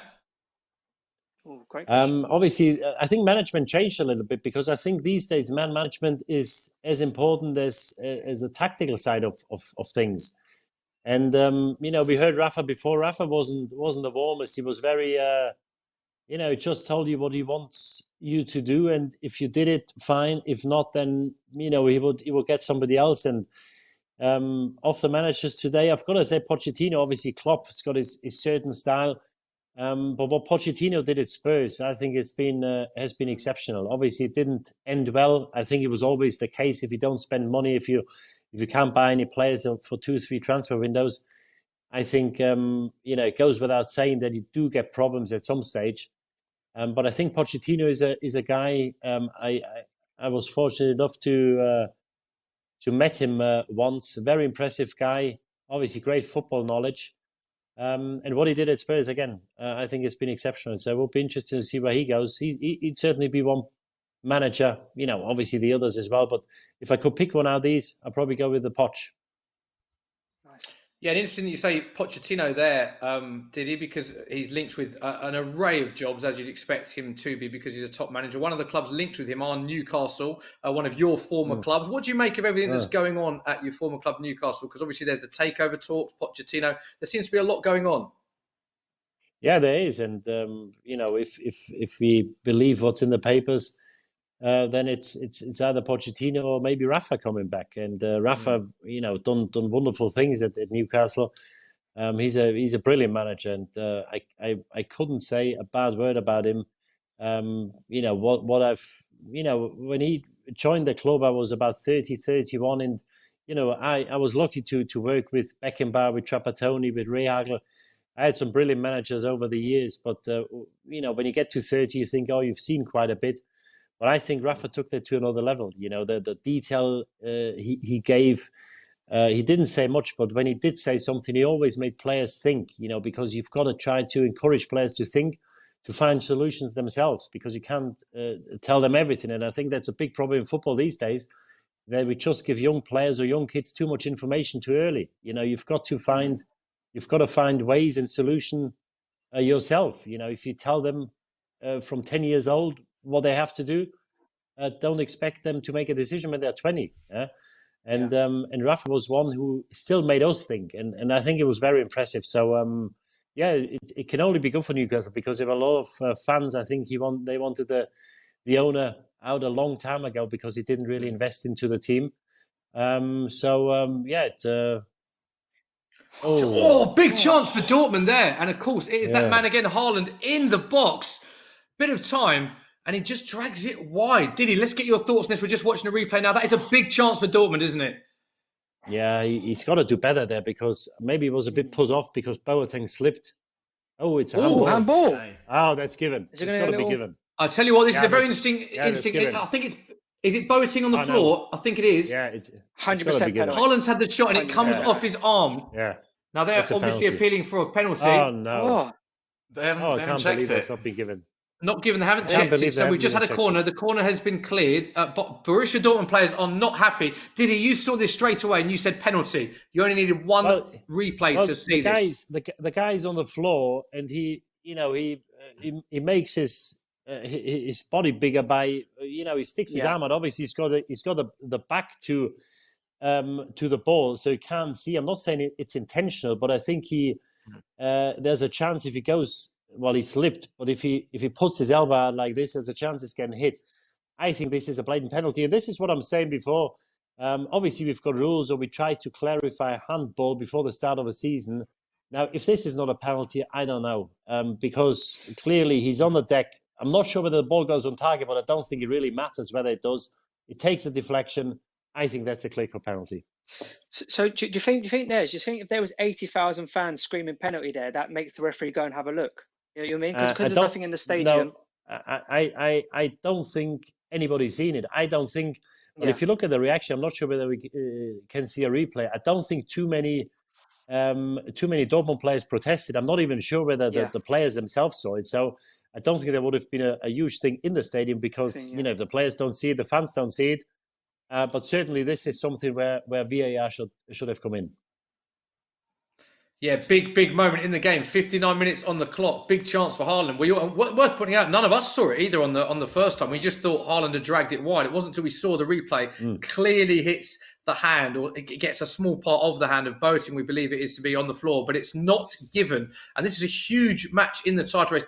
You alluded to it earlier about VAR. It's been a huge talking point this season for many people across many countries. So what is your take on how VAR has been implemented then? Well, I think if you use it for offside, and even there we had decisions which I don't think many people understood, where a player or the shoulder is an inch offside. I just think if you take it for subjective decisions, a handball, a foul, because this is a handball now. There might be some people who say it's a penalty. Some may say it's not. And if there's a lot of decisions, I think there's probably 80-90% of decisions. There are grey areas where you say, well, you can give it, you don't have to give it. And you just stop the game too often. We had games in Germany when we first started where the game was stopped 10, 15 times. And they played about 2.5 hours because all the ref did was go to the screen and have a look at the screen 10 times a game. Yeah. So, I don't know. I think we used it too early. But then again, you had the experience of us for 2 years. You've got it now. I think there's a talking point pretty much every weekend in England. So I think things need to get better because the way it is at the moment, because what you take away is the emotion, the goal celebration. People don't celebrate anymore. Yeah, exactly. It doesn't really compare to what you've gained. I think what we lost is far greater than what we've gained. So I'm very critical. I don't think it'll go anytime soon. But I've got to say, the way it is at the moment, even in the third year, I don't think it brought us as much as people would have thought. Yeah, it's interesting you say that, actually. And there have been, I suppose, the frustrations in the English Premier League have been there has been the inconsistency of certain what you would describe as subjective decisions, that sometimes you'd see a penalty given in one game. We've seen pundits and experts then point to another game where a decision hasn't been made. And I almost feel like amongst fans, there can be that acceptance when it is just a referee because they are human and can make mistakes. But when there's that inconsistency, having paused the game, I think that's where the frustration has come in over here. So it's interesting getting your thoughts on that I think there are similar frustrations over here. No, Adam, I agree. And I'm with you 100%. But if a referee, now this decision we just see with Haaland, with Boateng, if the referee doesn't see it, we didn't see it, the players didn't see it, how is he meant to see it? And this is why we've got VAR for incidents which are missed by the referee. Now, if he doesn't see this, I've got sympathy for him, and I don't blame him because I think it was very hard. I think you needed replays to see it. What I can't accept, if there's 3 or 4 people in the cellar in Cologne who watch the game and they check on any or every incident which is in the box or which might be important, and if they either don't see it or if they saw it, never intervened. This is what I can't accept. And, I think it's a different having a bad decision on the field, which we always had. It gives us something to talk about. And sometimes you just have to accept that it's very hard to see. What I can't accept, if there's 2 or 3 people there and they don't pick it up and they don't tell the referee, have a look at this, because, again, for me, this has to be a penalty. Yeah, and Doogie, it's a huge game, this. It's top v second. It's a potential title race. I mean, Diddy spoke, and many of us spoke earlier, that we think that if Dortmund don't win this, or certainly if they lose this, it could be them out of the title race. So this is a massive, massive call in such a big game, that, isn't it? Yeah, for sure, Smithy. And it's kind of their season over as well, because they obviously got knocked out of the Champions League by PSG. They're out of the Pokal as well. They lost to Werder Bremen in that. So if they go 7 points behind in this game at the end of this, it's really their sort of season over, I would have thought, barring a monumental slip up from Bayern. So they've got about 25 minutes to sort of save their season effectively. Yeah. Yeah, big 25 minutes. Dave, I know that you've been on Social Corner all evening for us. So afternoon, evening. I mean, you're the weather guru. Is this an afternoon, evening? Is it what are we calling it? But what questions have we got? We're just sailing into evening. The temperature now is about 22 Celsius. You know what I mean? I have a question for Diddy. It's a 2-parter. Part is who's the greatest player you played with, and then who's the greatest player you played against? It's very hard to compare a fullback with a centre back and then attacking midfield or whatever. The 2 most impressive, I've got to say, if I can name 2, in Munich and for the national team, Lothar Matthäus, who had huge setbacks throughout his career, and he still played 150 times for his country. World Cup winner 90 with Germany as a captain. Lothar was a machine. He was a brilliant player. And the other one is Steven Gerrard, who had the ability to change games in a split second. He had that burst of speed. He was a brilliant cross of the ball. He was a brilliant strike of the ball. We all know, or seen goals where he scored from 25, 30 yards, time and time again in big games as well. So, these 2 were just game changers. And I don't think there's too many around. So I would name these 2.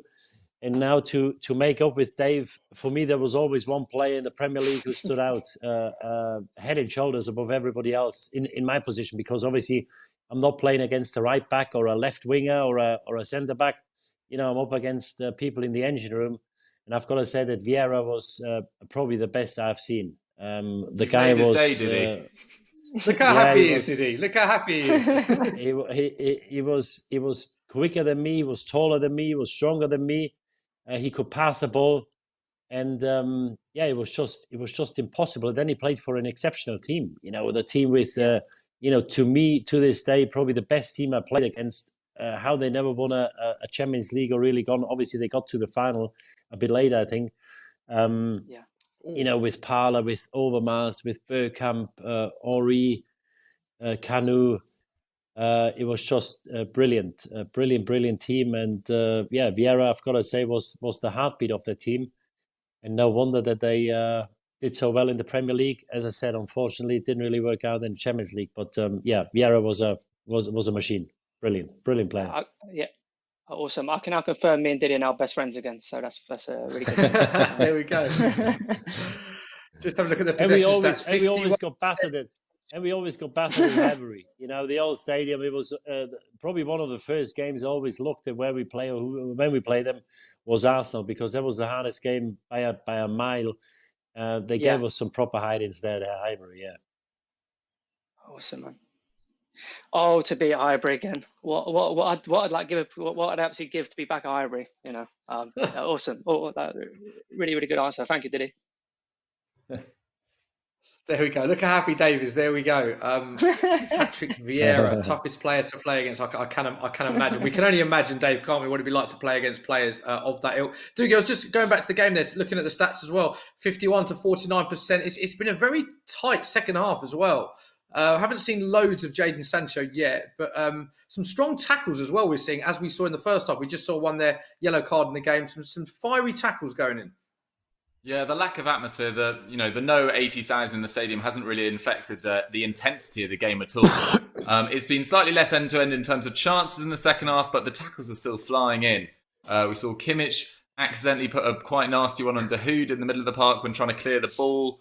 We'll expect to see more of that in the final sort of 20 or so minutes. And just, you said that another tackle flying in. 68 minutes on the clock, possible another substitution. We'll give you confirmation when it happens. Yes, Claudio's little son. He's a brilliant young player. Again, another one. He's only 17 or 18, I think. I'm not sure whether you've seen an awful lot of him. But technically, really gifted player, can play the final ball, can score a goal. It'd be interesting to see him now. Yeah, he was born in Sunderland, actually, which is the team I support, Diddy. So I'm pretty excited. I always think of him as one of our own. But... All right. Nice. I've just been sent a great question. Taking you from Sunderland. I'm not. No, I'm actually from Scotland, but I wouldn't sound like that either. Being a Sunderland fan, so you with your Newcastle roots, I thought I was not going to like you, Diddy, but it's been a very pleasant surprise. No, good. Yeah, and I was only there for one season. Obviously, I was playing against Sunderland afterwards with Kevin Phillips, Niall Quinn, when Peter Reid was in charge. In Liverpool, we never had a derby, unfortunately. Because I think I left, I got there in 98, I left 99, and I think that was the season they got promoted, wasn't it? Yeah, exactly. That was the year we went up.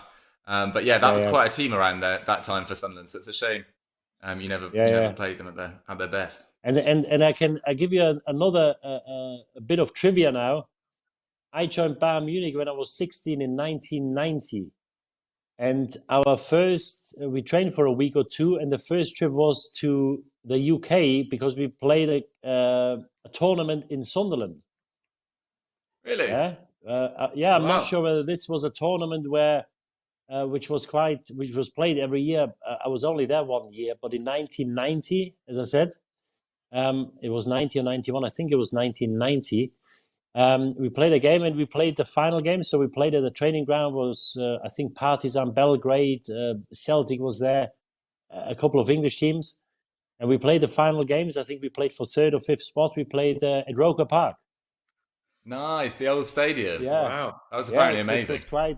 Which was quite special because obviously, we didn't see in them days, this is 1990, we didn't see, we might see one game of highlights of a game in England in the Premier League a week.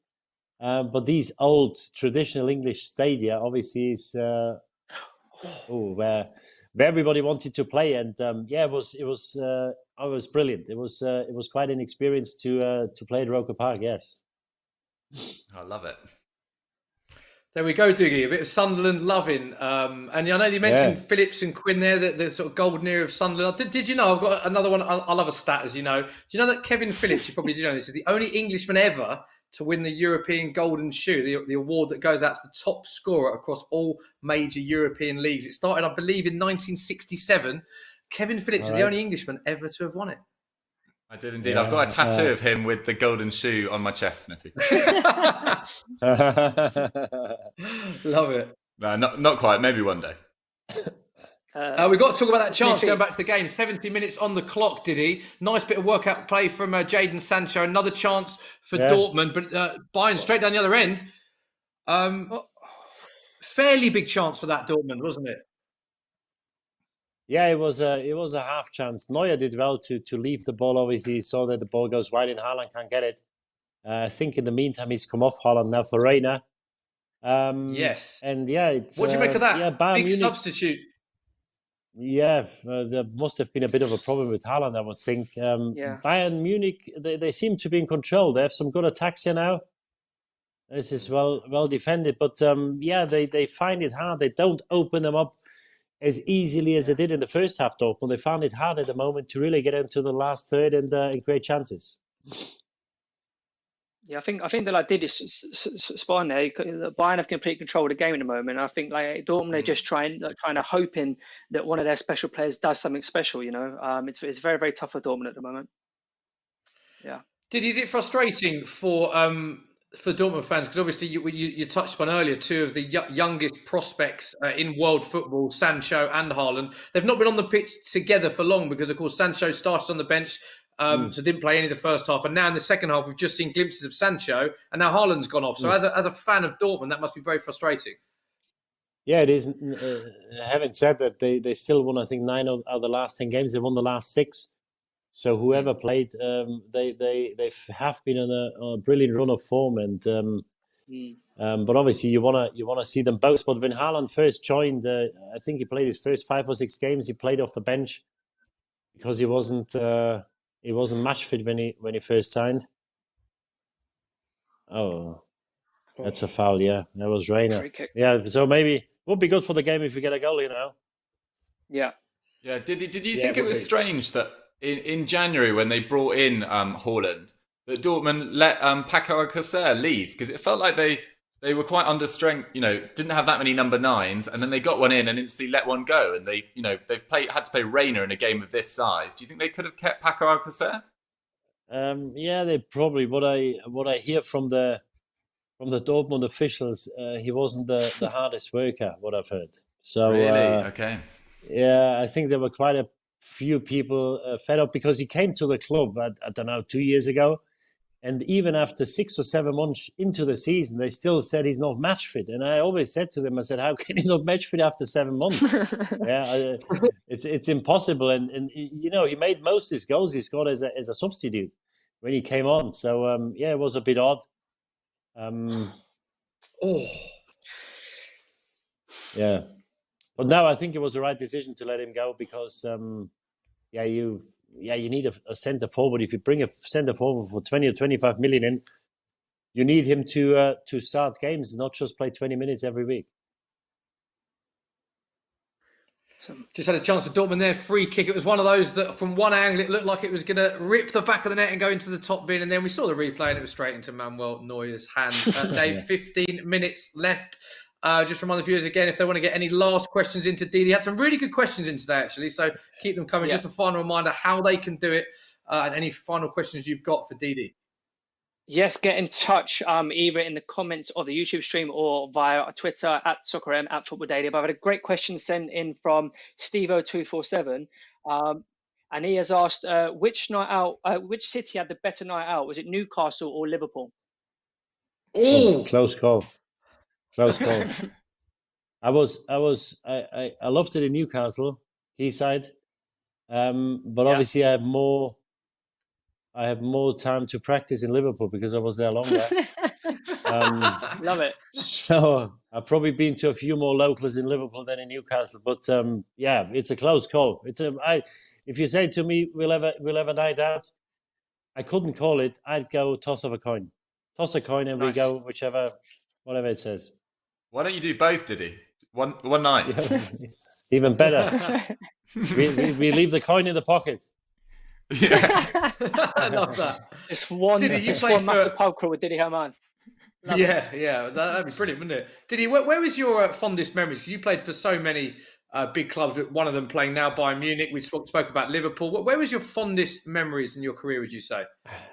Obviously, I had my longest and my most successful spell in Liverpool, and obviously, so this will always be the place that will.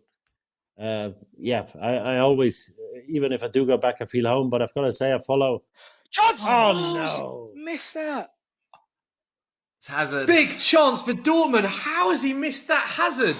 Diddy, we'll come back to that story. But what a chance that was for Dortmund and Hazard. Oh. He's offside. Oh, he's offside as well. Offside. He's offside. He's still got it at the target from there, hasn't he? Yeah. So the longest time was in Liverpool, but I still follow, whether it's Newcastle or Manchester City, obviously follow these as well, unfortunately. Being here with Sky every weekend, and then we do the Champions League. I don't get much chance to get to these places, but it's always good. It always feels nice. Even in Newcastle, where I've always only been a year, it's always great to go back to these places and to see old faces. Yeah, 3 brilliant clubs, and or 4, Bayern Munich included.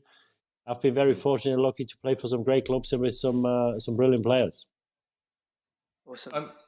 Diddy, a question on Bayern Munich. A couple of months ago, when Bayern announced the signing of Alexander Nübel from Schalke, it felt like maybe they were preparing for life after Manuel Neuer, after he had a maybe slightly disappointing campaign last season. What did you make of Bayern then choosing to offer him a new contract quite recently? Well, there was a comment of Ter Stegen from Barcelona, I think, about a year ago, where he said that he wants to play more, and he's not happy playing just a few friendlies a year, being number 2 to Manuel Neuer. And the Bayern Munich officials, Rummenigge, Hoeneß, they very strongly defended Manuel Neuer and said he's the best keeper in the world. Our number 1 is Germany's number 1. So I think it was pretty clear that they want to extend the contract with Neuer. So I found it a bit strange when Nübel, who's classed the best prospect or the best young keeper in Germany when he signed for Bayern Munich, because I thought if Neuer doesn't extend his contract, I can see Nübel being on the bench for a year, watch him, and then play. But now he's extended his contract till 23. I think that's another 3 years. I think it's very doubtful whether Nübel is a Bayern Munich player on the 1st of August or 1st of September, whenever the season finishes next year, whenever the season starts next year, because I can't see him being on the bench for 2 or 3 years. I don't think it would be good for his progress. Hansi Flick said it in an interview not long ago that Sven Ulreich, the number 2, he's very happy with him. They're a great partnership. They complement each other. They work with each other, Manuel Neuer and the number 2, Sven Ulreich. So, what might have looked a great signing at the time, I think could cause him a few problems, because, as I said, I can't see Alexander Nübel being a Bayern Munich player at the start of next season. Interesting. It's quite strange. Obviously, like the German national team, they seem to always produce top quality kind of goalkeepers. Obviously the 3 that you mentioned, Bernard Leno, Arsenal. What is it about do you see like Germany and been able to produce great save, such fantastic goalkeepers? I've got no idea. I've got no idea. We've got a history. If you go back with Schumacher, with Ilgner. Then Kahn and Köpke and Kahn, we always produced, and we've got a number of them. Usually we have more than one, and we are really blessed. If you look at other countries, I think we're really blessed with goalkeepers. Why that is, I don't really know. Maybe more young kids want to go in goal in Germany than in England. That would be my only explanation. But we had some exceptional goalkeepers, and now as well, we've got a Bayern Munich keeper We've got Leno at Arsenal. We've got Ter Stegen at Barcelona. Brilliant keepers. Yeah, great stuff. Substitution we just saw for Dortmund. Mario Götze on against his former club. Of course, he was at Dortmund, then went to Bayern Munich, then went back to Dortmund, and he is famous for scoring the winning goal in the World Cup final, which, of course, we all remember that. So Mario Götze on for Dortmund. 81 minutes on the clock. Still Dortmund 0, Bayern 1. Diddy, you said it at the top of the show. This is a must-win game for you. If it finishes 1-0, is that the title race done? Well, I think it's probably Dortmund out of it. We need to see how the Leipzig and Mainz go on. The thing is, they've got, I think, 6 or 7 points on the other two. Can you see them drop 6 points in 6 games the way they're playing? They've been under the cosh in the first half, but second half, as one of the lads said, I think they've been pretty much in control by Munich. There were a couple of chances for Dortmund, which you expect them to get with the quality they've got. But I think Bayern Munich's been very good, and they have to lose. They probably only lost once or twice all season. They have to lose 2 games for somebody else to go level if they win their game. So I think it'll be very hard to see past Bayern Munich if they really win their game. And then for Dortmund, I think they've got to look in the mirror now, because they've got Leipzig, they've got Gladbach and Leverkusen behind them, and it'll only be a few points. Oh, post. The post. I think they had the post. Big chance for Dortmund. This is Robert Lewandowski with his left foot. Bends it off the post. Wow, what a strike that is. We're just having a look at the replay now. Curls it round the defender. Off the post. And that was the moment Doogie to steal it. I know. Yeah, it felt like it. For the Dortmund. Yeah, big time. I mean, Lewandowski with his left, with his right, with his head, he's just absolutely lethal with whatever. I think this is his 4th year of scoring over 40 goals in all competitions. He's on 41 already.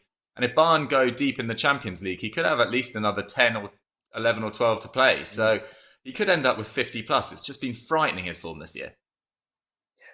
Yeah, just think where Blackburn could be now if they'd managed to sign him. That damn, what was it, volcano? The ash cloud. There we go. Yeah, the ash cloud, exactly. Yeah, it was. Yeah, there we go. Diddy, we saw Mario Götze come onto the pitch a couple of minutes ago, and he's obviously out of contract this summer. Are you surprised that he hasn't been able to find a deal with Dortmund? He's still been a useful contributor when he's played, albeit in limited minutes. Yeah, I think we had a stat on the weekend because Michael Zorc, he did that, or he announced on our show on Saturday that they part ways. I think in the second half of the season, since the winter break, he played 17 minutes in all competitions. Wow. And Favre used on the weekend, he used 5 substitutes, and Götze wasn't one of them. So I think it's the right. I think it's the right choice. I think it's good for both parties because I think he's got to go away. He did an interview, I think, this week. I think he did regret or does regret going to Bayern Munich. It didn't really work out.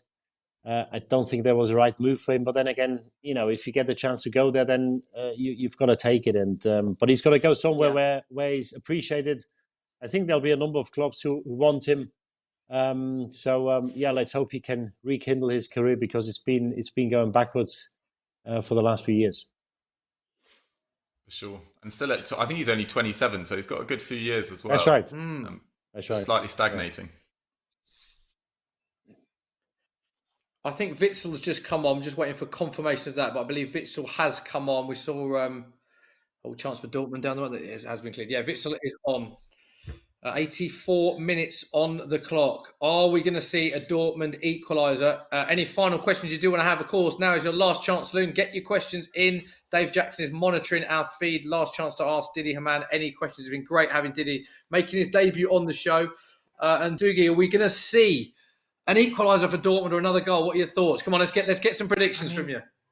It's difficult to see it now. Haaland's off the pitch. They've got Gio Reyna, who's pretty inexperienced, although it does look really promising. And Sancho's been really well marked so far in this game. Haven't really seen him in open play. You really want to see him with a bit of grass in front of him, one of the most dangerous dribblers in European football right now. So it's difficult to see, but I'll never say never. Hopefully there's a goal. Yeah, 2 substitutions. So Hernandez for Boateng and Witsel for Dahoud. So those 2 substitutions, 1 apiece for Bayern and Dortmund. And we might see more substitutions. Well, Diddy, do you think that this will be a theme now? Because obviously with football coming back in these strange circumstances, with what we expect to see a lot of football condensed into a short period of time, do you think that this will be, that teams will have to use squad rotation to get through it, to prevent things like player injuries? Yeah, it depends when the Premier League can start and how many midweek games they've got. We know how intense it is, and if they were to start in June, they probably haven't played for 3 or 4 months. It's probably the biggest break they've ever had, some of these players. So yeah, I think you need a big squad, and it'll be interesting to see how they cope with the demand, because they probably have to play. They've got the remaining 9 or 10 games. They probably got to play 2 or 3 midweek games as well. Then you've got to see that you bring the Champions League games in as well. I think it'll be a huge demand on the players. I think that is Martinez on for Gnabry. There we go. Confirmation. Martinez on for Gnabry for Bayern Munich. Sorry, Dave, go on. Yeah, I was going to say, because obviously, like the race for the top 4 in England, obviously, like Liverpool are going to win the league whenever it is 2 or 3 games back, whatever it is. But the top 4 is still very much wide open. So I'm thinking like how much that will start to come in when football hopefully does resume in the UK. Like the actual squad depth of them, 6, maybe 7 clubs. Whereas like a Sheffield United, who if the season had been disrupted, may have been able to go on and maintain that kind of pace that they were doing. But then obviously now we've got this break. So some of the kind of, I guess you call them like the bigger clubs, they've naturally got a bigger depth to their kind of squad. So I just wonder what you guys think about how important squad rotation, like you said, and I guess the quality of the squads will be for the final, wherever it is, 9-10 games of the season. I think the interesting thing with that, Dave, is that there's certain teams that are in those positions that have had phenomenal seasons. Sheffield United, I think of Wolves as well. And Wolves, even though they're in the Europa League, they tend to play. You can almost know the starting 11 of a Wolves team when they come up in a big game. Nuno doesn't rotate his team as much as other teams in the top 4, and they've had a lot of matches as well. Then you look at the other side of it, and there's teams like Spurs who, prior to the break, had Harry Kane ruled out for almost the whole season, Heung-min Son for almost the whole season, Stevie Bergwijn, Moussa Sissoko, Sergio Aurier. All of these players had bad injuries. They're all fully fit now. So it's gonna bring an interesting dynamic as to, again, whether they're match fit or not remains to be seen. But there's certain clubs, Sheffield United and Wolves, that maybe haven't rotated as much as others, and other players that have been allowed to come back. I think it's going to be fascinating to see how those squads are used.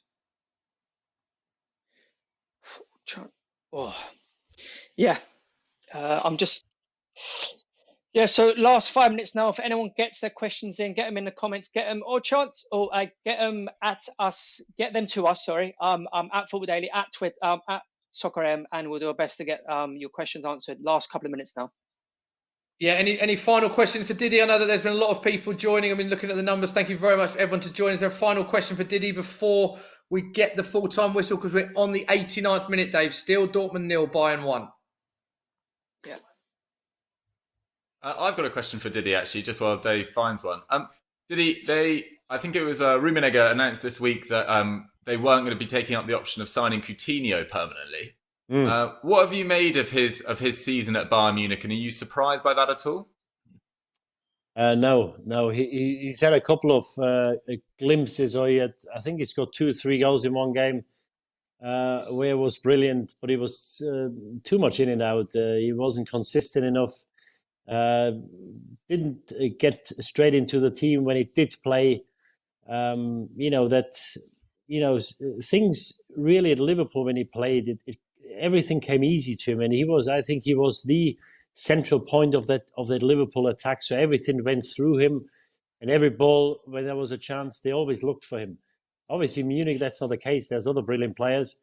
It never really worked out, and it's really strange because he was such a brilliant player at Liverpool. It didn't work out at Barcelona. It didn't work out here, so he will go back to Barcelona, and it'll be interesting to see what happens with him. Who takes him? Who picks him up?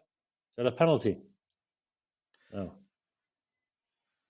It would be very hard. I think he's interesting. 3 minutes of additional time has been awarded. Bayern appealing for a penalty for a slight push on Robert Lewandowski, not given. which I probably think is the right call. It was sort of a light shoulder barge. The referee hasn't given that. It is still Dortmund 0, Bayern 1. But as I say, 3 minutes of additional time, 47 seconds into that additional time. Although we say no penalty, did he? I don't know if this is the end of the match. We're just waiting to look what's going on.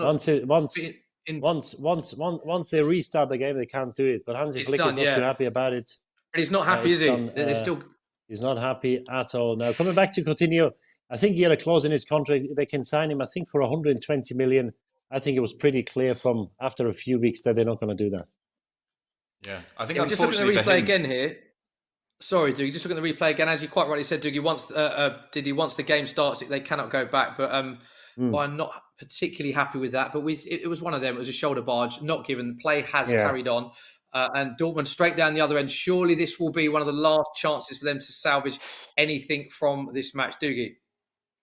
Yeah, absolutely massive. They've got about a minute 30. It's with Hakimi on the right-hand side, who's been one of the more dangerous players. But their lack of clear-cut opportunities that they've managed to create after half-time will really disappoint Lucien Favre, you would have thought. Haaland's had about 3 or 4 shots, hasn't really taken any of them cleanly. And Boateng, with that sort of handball being missed, has really gone against them. Nothing's really gone for them in this second half. And in the end, they're sort of limping to a 7-point deficit in the Bundesliga. I think to be fair though, it's been a fantastic second half performance from Bayern. They've obviously got the goal just before half time, and they've completely controlled it. Really, they're the few half chances for Dortmund. As you say, as soon as Haaland went off, that became even less. And they've just completely marshalled the game, really. So, yeah, fantastic performance from Bayern. So this kind of brings me on to my kind of final question. Obviously, it looks like Bundesliga is looking like it potentially could be not wrapped up, but there's going to be a clear winner there. As we just move to like the Champions League, who do you guys think are like the favourites? Obviously, kind of mentioned Dortmund. Did he mention Man City at the beginning of the show? Who's going to be there or thereabouts? Well, I think they all got to beat, with Liverpool being out, I think they all got to beat Bayern Munich. Yeah. I think if you look at, I think the best 2 teams left in the competition, obviously Munich still has to play Chelsea, but it should be a formality after the 3-0 win at Stamford Bridge. I think the 2 to beat are Manchester City and Bayern Munich. But I've got to say Leipzig, even though they didn't win the first game, they won 5-0 on Sunday. They've got a very good team. They've got a young team. And obviously, we don't know when the Champions League will be played. But I think Leipzig is a team that's you've got to watch out for them. Chance for Bayern Munich to wrap it up. I think might have been the second goal there, dudes. Yeah, good chance there. That's the win secured. Bayern Munich win 1-0 away at Borussia Dortmund. Now go 7 points clear. Huge. Yeah, there it is. Confirmation. The full-time whistle has gone. Borussia Dortmund 0, Bayern Munich 1. Thanks to that Joshua Kimmich goal. Big win for Bayern Munich. We saw them winning, of course, the other game this season more emphatically than that. 4-0 that game. But this one was a lot closer. Dortmund starting well, but it was great game management in the second half. And these pictures, you can see just what it means to Bayern Munich. It looks like they think they may have one hand on the trophy. Yeah, they shrug off their nearest competitors. Here's Hansi Flick. It means a lot to him as well. Now we need to see how Leverkusen and Leipzig get on. But it's a handsome cushion with only a few games to go. They're 7 points out of Dortmund. Dortmund won't be catching them, and I doubt any of the other teams will. So what a huge result for Bayern Munich. Yeah, this is what it means. This is the Bundesliga table that is updated following on from that match. 7-point deficit now from Bayern Munich and second place Dortmund. And they also have a plus 13 goal difference on their nearest rivals. Also, let's not forget Leipzig now, of course, because Leipzig, should they win their game in hand, will actually leapfrog Dortmund due to their superior goal difference, which they already have, +1 on Dortmund. And Bayer Leverkusen, 1 point behind them, and Mönchengladbach only 1 point behind them. So it's very exciting at the top of the Bundesliga. Dave, worth pointing out as well, we've been very impressed with the standard, the tempo. For a lot of people wondering, what we'd see post the break, if you like, the enforced break. It's been a really good game of football to watch this one, hasn't it? Yeah, it's fantastic. And obviously, it was won by a fantastic goal. Just kind of like watching it back now. The chip is absolutely spectacular.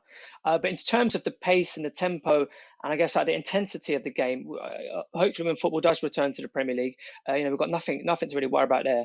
Particularly the first half. The first half was fantastic. So yeah, just extremely exciting. And obviously we've just got to rewatched. talk. Yeah. Yeah. So go on, Smith. Imagine talking about What you're going to say about the penalty. I've got to get Diddy's thoughts. It's a yeah. big moment. It's a penalty, isn't it, Diddy? That. Without a shadow of a doubt. I think it might actually. I don't think it does matter whether it goes on target or not. I think it might actually go on target or might be going in. But yeah, if I don't know if that's not a penalty, then I don't know what is. He's on the floor. He sticks his arm out, even though he's got his back to the ball.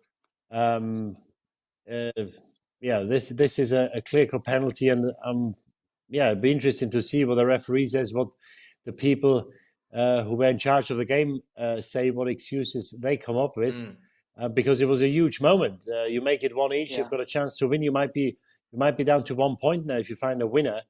And this is the reason why we brought VAR in the first place, exactly for these things which are missed by the referee. And for me, hugely disappointing how they could either miss it, or if they did miss it, how they didn't intervene. Yeah, let's give you some stats from the game. Full-time attempts, Dortmund 13, Bayern 12. On target, Dortmund 5, Bayern 6. Possession 50-50. So not a lot in that game at all, Dougie. Very, very tight. Yeah, it was really tight. And that first half, you felt, particularly in the first 10, 15 minutes, Dortmund had a couple of opportunities. Boateng cleared one off the line.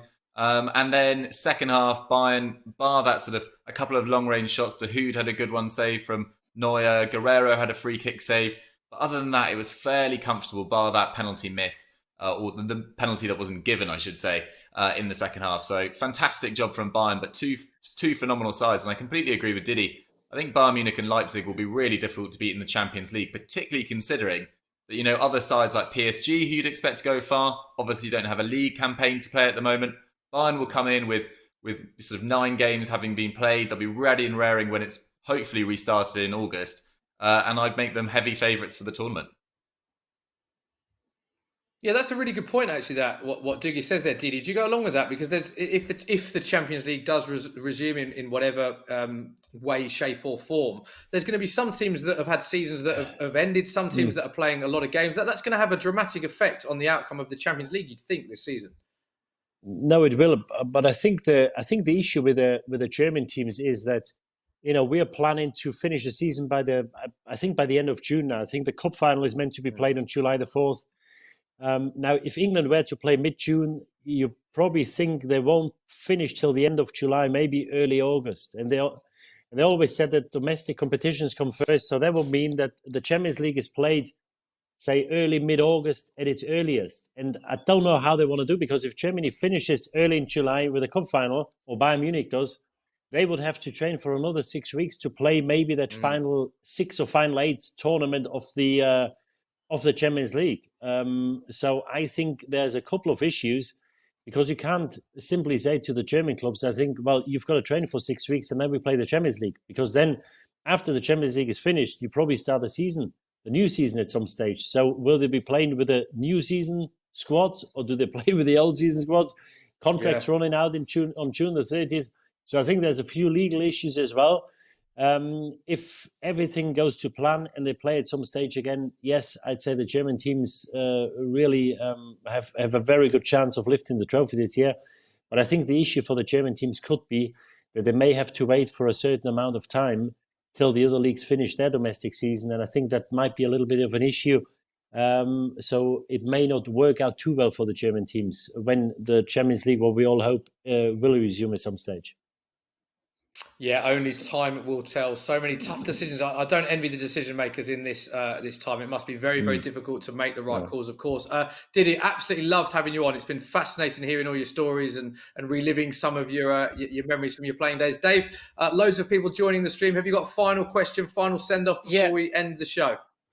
I've got a final question. It's from Ad Huddy, and he or she has asked, what was your favourite moment at Liverpool? And I think we'll take Istanbul out of the equation. So what was your favourite moment apart from Istanbul, from being a Liverpool player?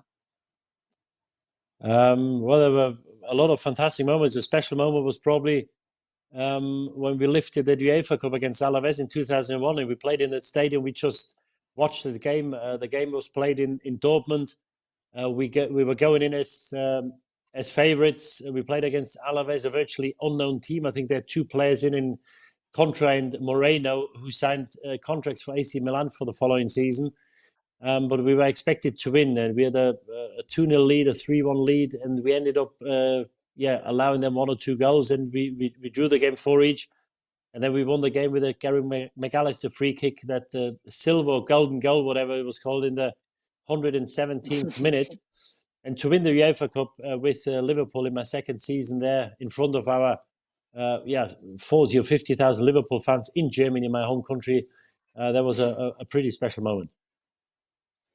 Love that. I think that's a perfect way to end it. Thank you to all of our guests. Didi, thank you very, very much for joining us. It's been fascinating to have you on. Have you enjoyed coming on? Cheers, guys. Enjoyed. My pleasure. Brilliant. Big thanks, of course, to Dave Jackson and to Doogie. Guys, I hope you enjoyed that. Fascinating game, wasn't it, that? And as we said, brilliant game. And thanks to all of you as well for being involved at home, for sending in all your questions. We'll be back very soon with a Football Social. Just a reminder, so please stay home, stay safe. We'll be back soon. Have a lovely week. Bye-bye.